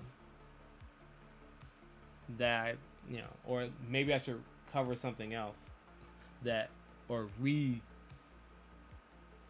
cover like something I talked about before that maybe with all the new stuff that came out, maybe I need to talk about it again, or maybe I didn't explain it well. I know it's something about the upscale video people didn't appreciate, I think, or at least the second one, because I was trying to talk about something specific about the latent image, and maybe the thumbnail wasn't good enough. I don't know.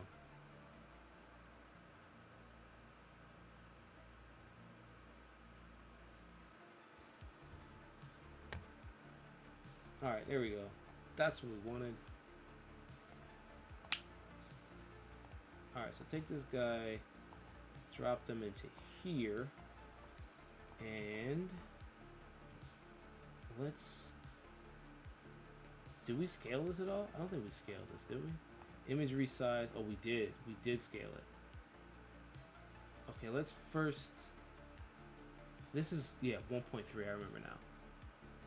Let's not resize, and then put this at 0 so it doesn't go out of frame, because they're both the same size frame. Yeah, okay. And let's disconnect the latent for right now, so that way it won't run this, and just see the pasting effect.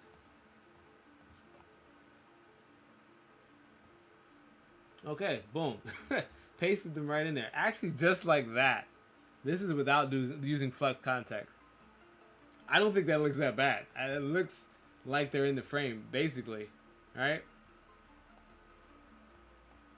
You'd be surprised how sometimes just a good, a well-masked image will just work just as it is. I don't think I have to do anything to this. I don't even think I need, unless I just want to add something to this.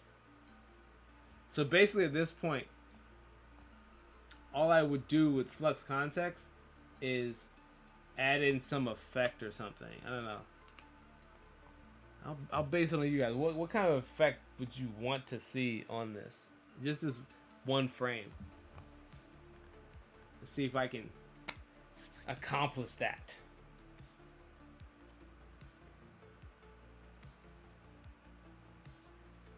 Anybody? Anyone at all?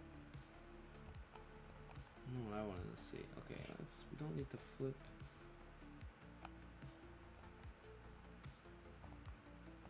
I just like seeing electricity for some reason.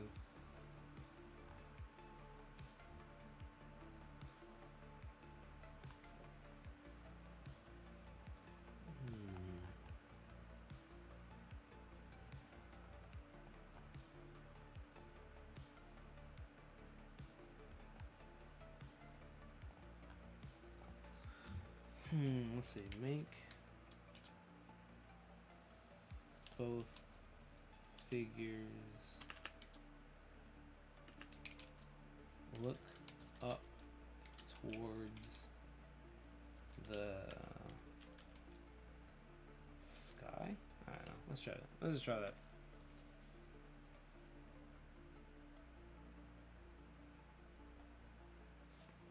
Oh, and that's right, I gotta reconnect the latent thing. Okay, now it'll work.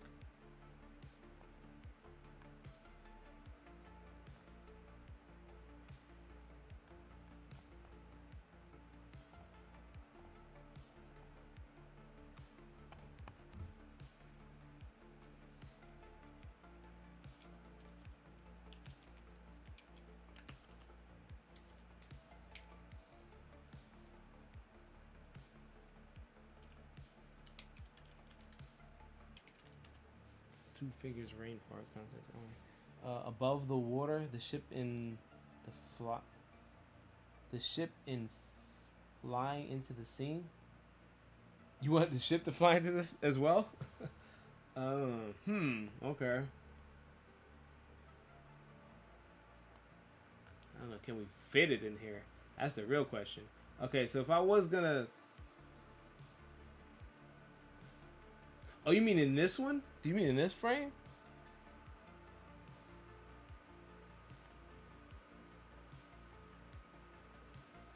Yeah, it did not do that at all. It did not do that at all. Well, okay, they did change the position of their head, I think.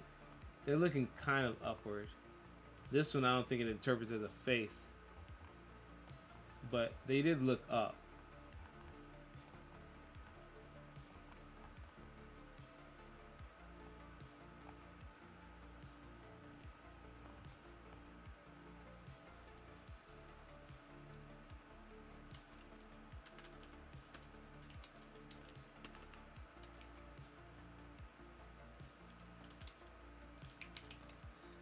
Both figures look up toward the top of the frame.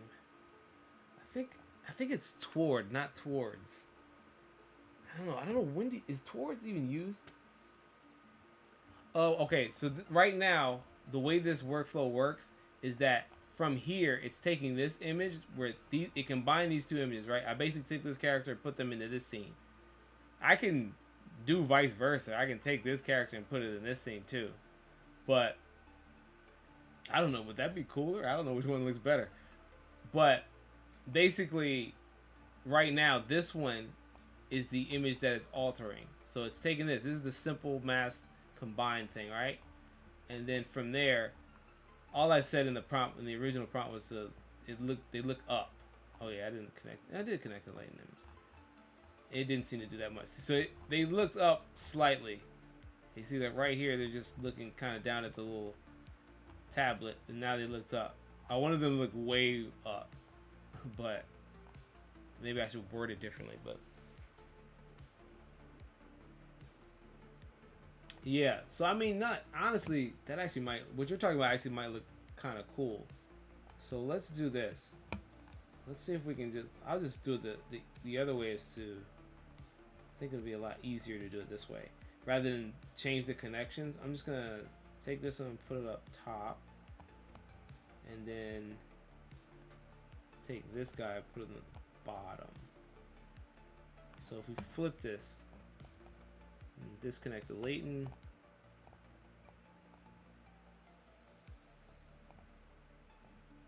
Okay, so yeah. So that one, I don't know, the way they're put in there is a little bit more wonky than the other one. Let's see if we can move them a little bit. So if we move them though, we have to change the size of them, because I can't move them right now. Like if I try to move it right now, you see it's gonna give me an error. And the main reason is because they're both same size image. Them being the same size image, it won't allow me to move them. So I have to make this one smaller because it can't move even with it being masked off, the entire frame is still being placed on top of it. It's just transparent. So in order for me to start moving it, that's what the resize node here is for. So like if I do it like this, maybe it'll move a little bit. But it also decreases the size of the character. So let me do that a little bit, maybe. So like, so now you can see like the new size is 960 by 554 versus the original was that big. Add a rippling effect to the water in the greening, like a wind effect. Okay, let's see. Well, I can try to do that here, I guess, unless you want. Let's do the thing you said about the water, yeah, because I think that would be pretty cool too.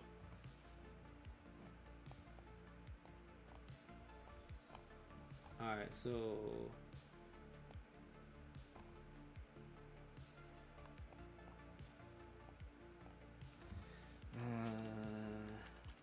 add ripples to the water.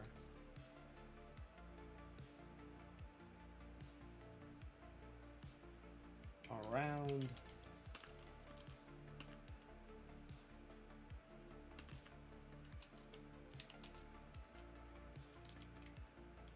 in center or around. Let's use the word figure again. I think it understands both figure and character, but I just like to be consistent with my wording.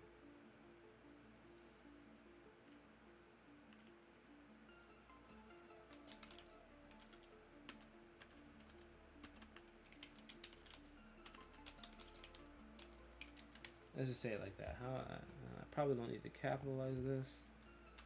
I don't know if that'll have an effect or not. We'll just use the exact word you use. Ripples. Oh wait, I gotta connect the latent image again. Alright, there we go.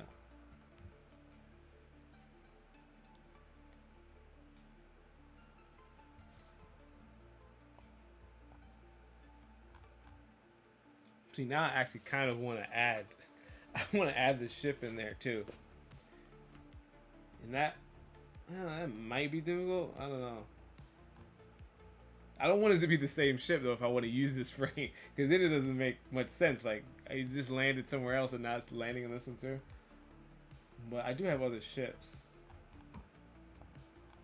Let's see what we got.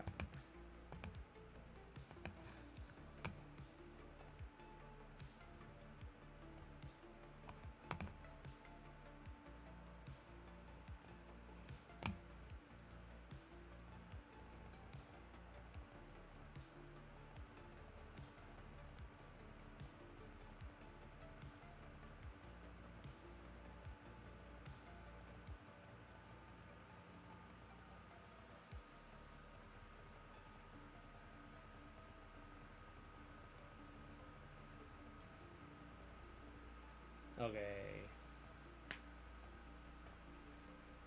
What's this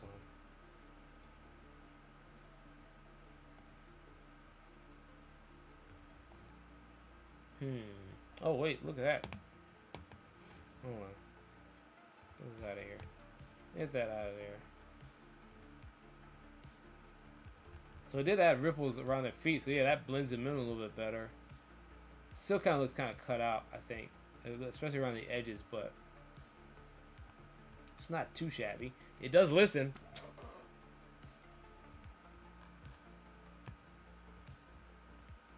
Let's see if we can take it a step further. And let's see. Let's in the back right here. Let's see if we can add a ship to it, like I was thinking about doing with this thing.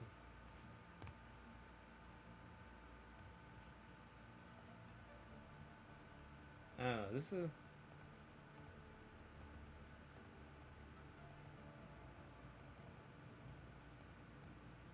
I don't know if it matters about like the whole atmosphere thing, because we're gonna try to cut it out of here, but. Sorry, I can get really carried away with this. Like, do this like for a very long time. So, I know I just said that was gonna be the last thing, and I was gonna end the stream, but I don't know if this is boring for some people. It probably is more exciting for me than it is for you guys. You know what? Let's just try to use this one. It might be. a bit much, but I don't know. Let's just try it. I know you guys can't see it from your angle, but if I minimize this thing, you can see it. I just drop that into the frame, and should it be that big? All right, let's just take that back to 0.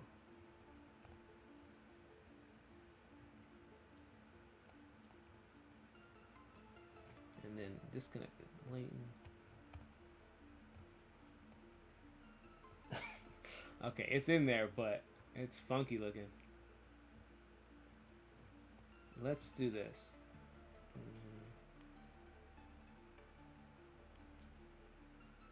We have to decrease this 960. I'm gonna do that tip that guys told me on one of these things, divided by 1.5.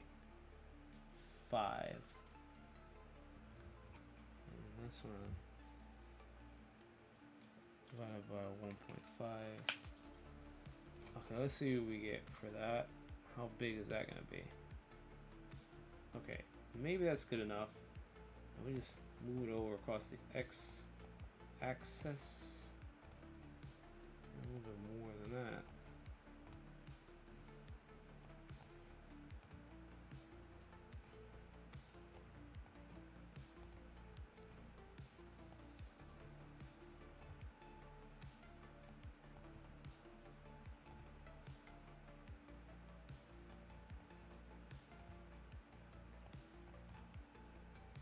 All right, let's see if we can manipulate this in in an interesting way.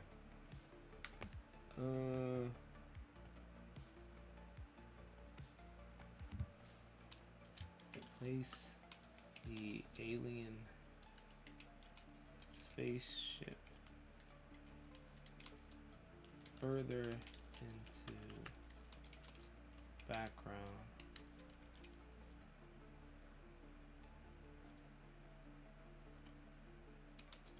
Hovering above the lake.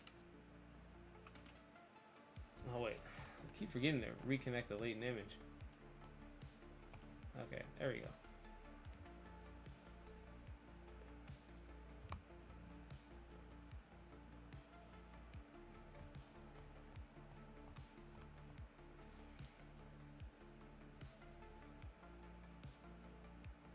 Because you know what I really want to see now? Like, if we can place it into the thing where it looks more like seamless, and then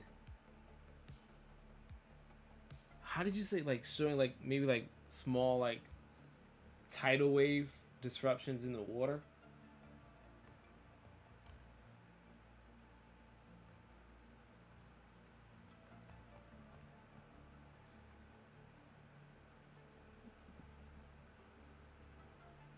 Because I did something like this on one of the different videos, though.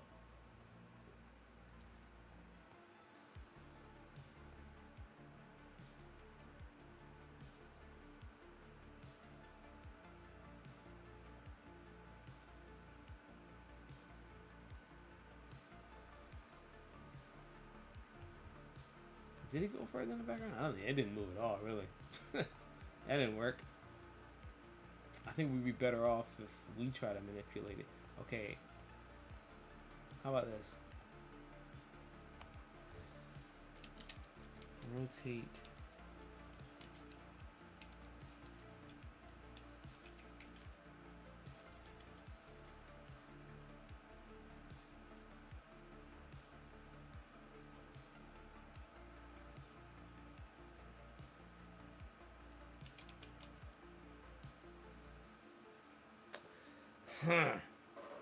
God, I don't know how to talk to this thing yet. I think I need to read up a tutorial about how to talk to this thing really effectively. I know they had it in one of the workflows, although half of it was in Chinese. Rotate the alien spaceship and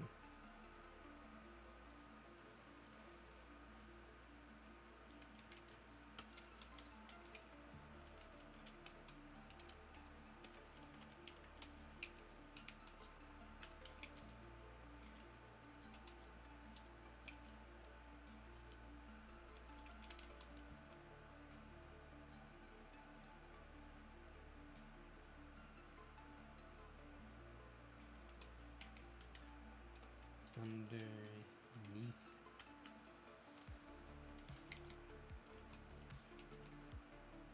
Spaceship. I don't know. Probably still too wordy. I don't know. Well, guys, I guess you guys can get you guys got an idea of what I do to just make this thing kind of work.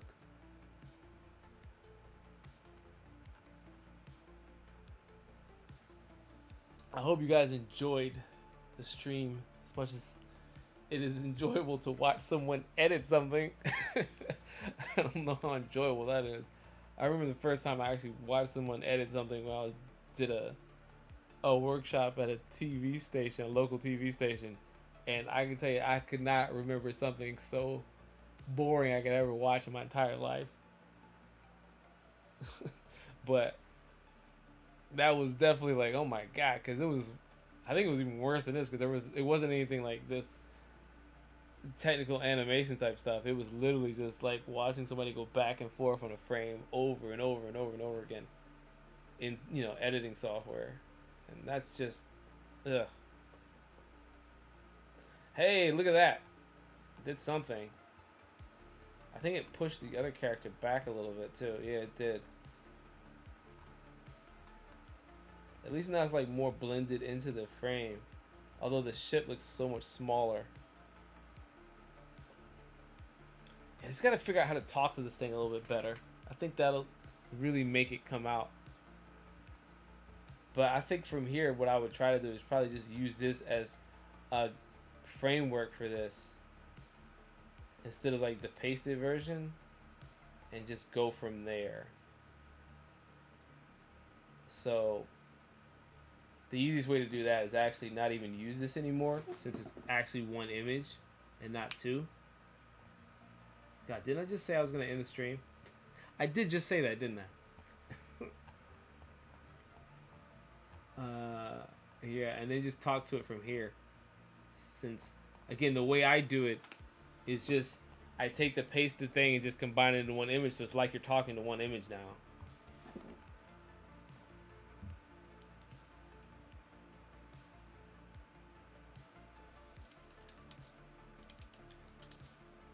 Afterburners.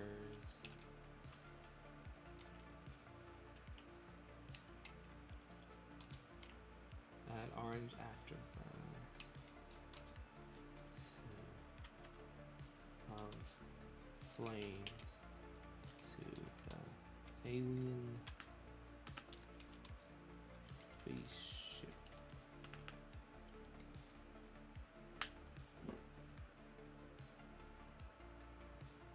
you did 30-40 minutes ago.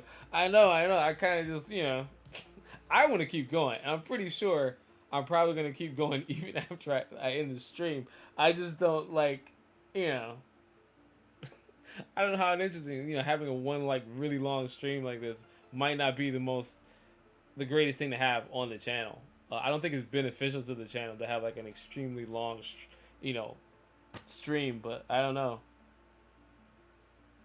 You're going to do the same. I'm telling you, I'm probably going to keep doing this after I end the stream. Because really what I'm going to do is I'm going to keep running the video stuff.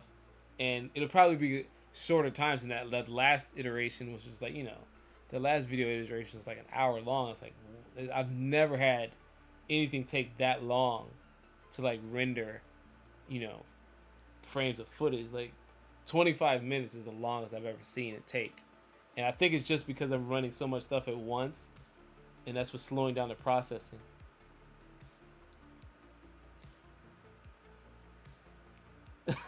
Again, I think, I don't know. Like, I'm not really like, I'm not like a YouTube genius or anything, but I think algorithmically, most people won't watch a stream that's, 2 hours is a lot.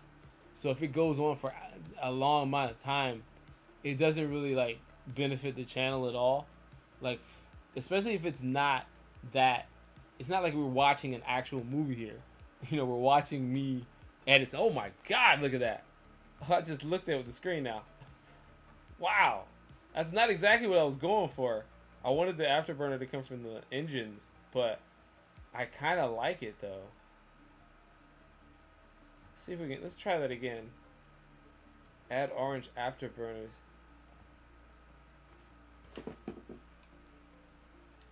to the flames coming out of the jet engines of the alien space. Add orange afterburners of flames coming out of the jet engines of the. How about this? Of the orange. I don't know. That might be too much. Add afterburners of flames. Because I want to tell it what it is I'm talking about, which is I wanted to come out of here. I was trying to get it to come out of here, but it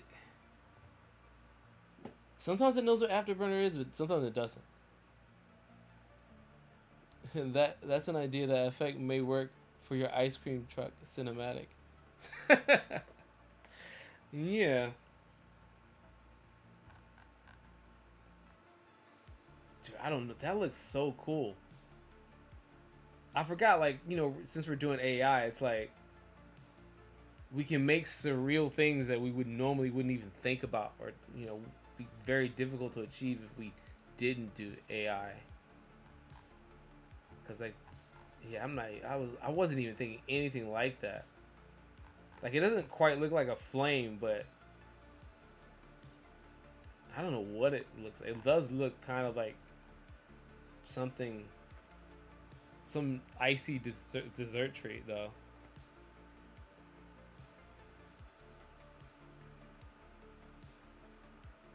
Man can watch three things infinitely. Flame burning, water, and river, another man's work. True.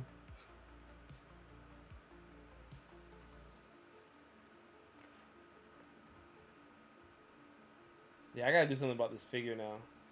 See, it's kind of altered the figure a little bit because it took the. Oh, there we go. That's something, but not exactly what I was going for.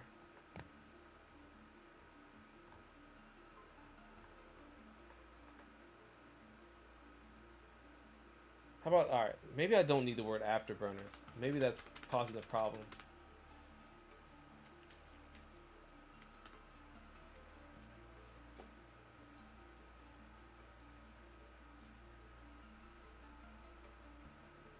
Add flames coming out of the orange jet engines of the alien spaceship. That's so weirdly worded. I need a better prompt.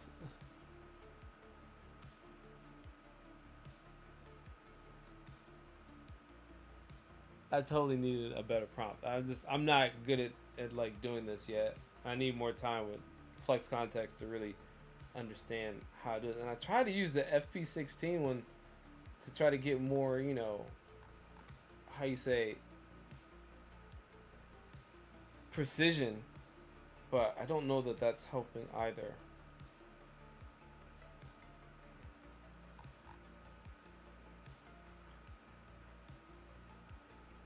What is this back here? Was that originally in there?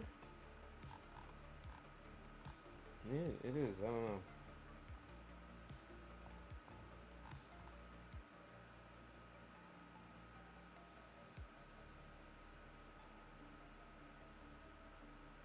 Chat GPT can clean up the prompt.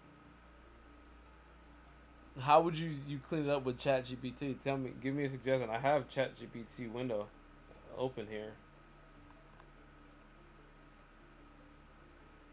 Would you just dump the image into it? Is that what you're saying?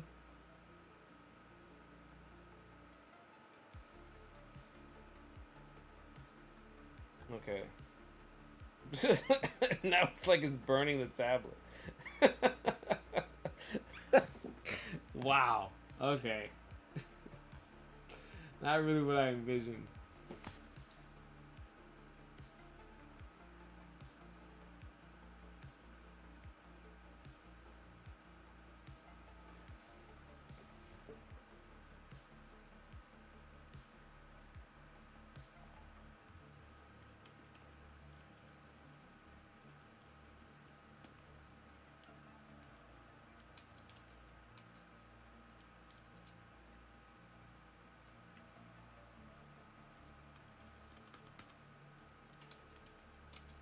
Add add flames to the 2 orange jet engines on the alien spaceship. Yeah, maybe it's just I need to simplify everything I'm saying. It might just be something like that. I don't know. Okay, last iteration. Let's just see if it works.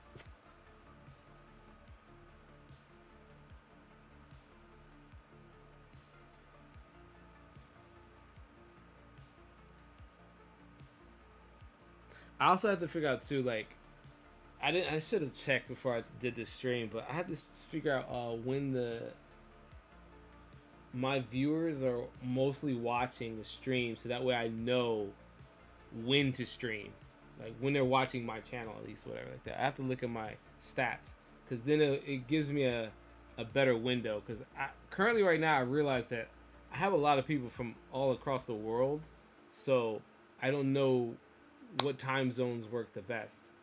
I'm kind of an insomniac, so I don't think that it bothers me when I stream. I just have to know when the best time to stream for most people to get the best kind of like interaction with the audience. Yo, bro, what is your PC setup? My PC setup is okay. Let me just pull up my settings on the thing. Where am I?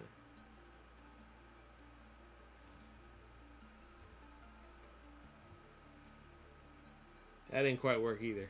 It got the right area, but it didn't really put them where I wanted it to put them.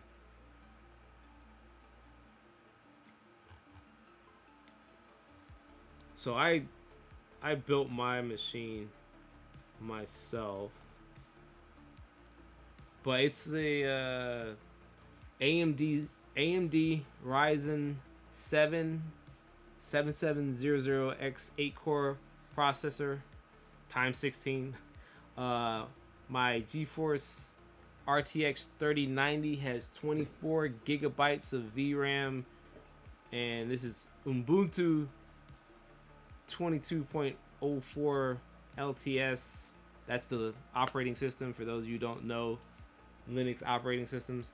And I have like, what is it, 64 gigabytes of regular RAM.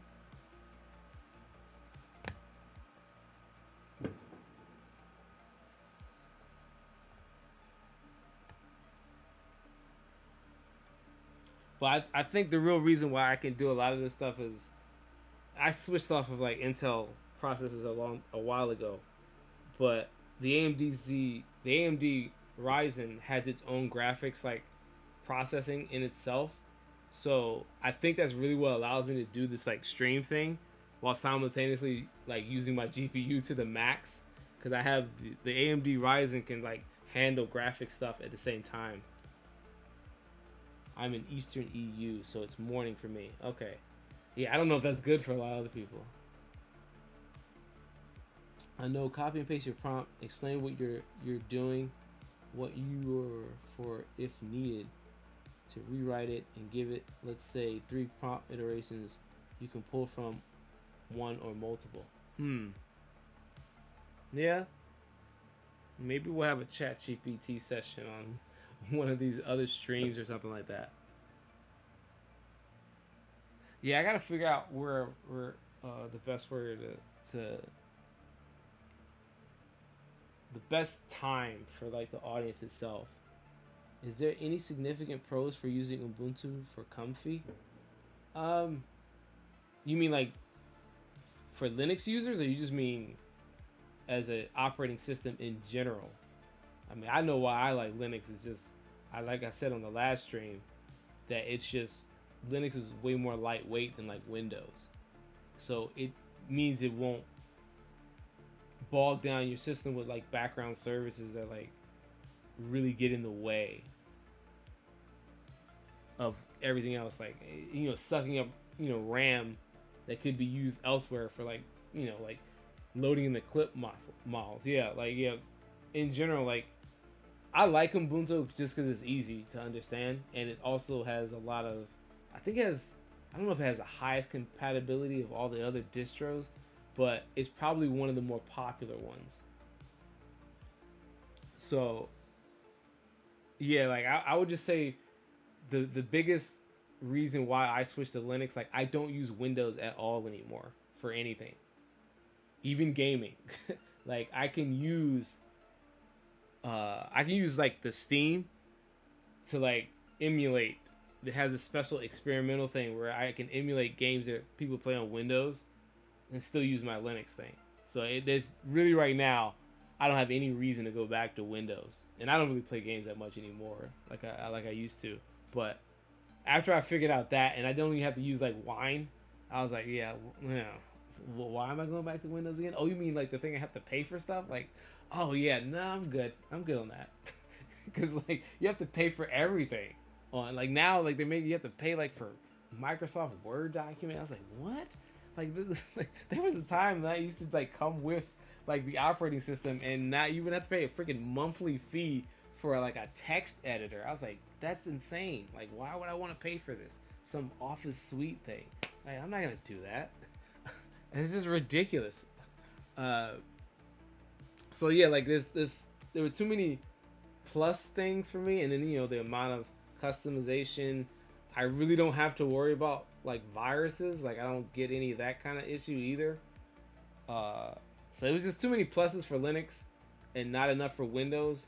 And I have a Mac computer. I have a MacBook Air because I know that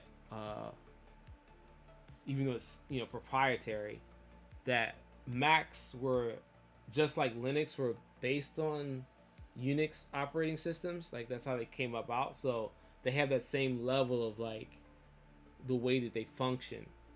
So they're kind of like kin to each other, and like I don't know, distant cousins. I don't know what you want to say, but yeah, Linux just has a thing. I'm so used to it now that I don't go back anymore, and I haven't had a reason to.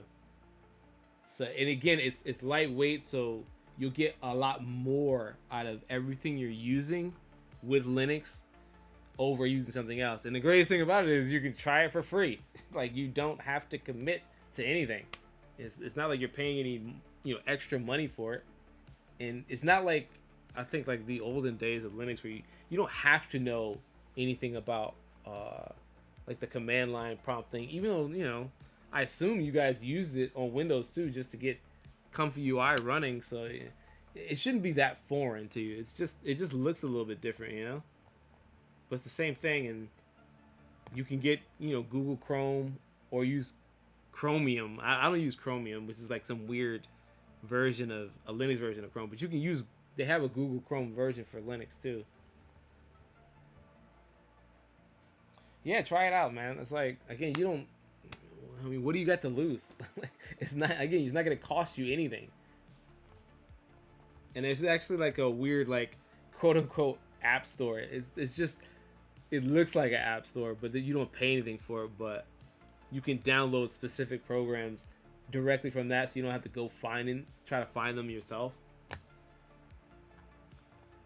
But yeah, and the installation process is not as complicated, at least not to me. But yeah, guys, thanks for tuning into the stream. I hope this was informative. I hope it wasn't.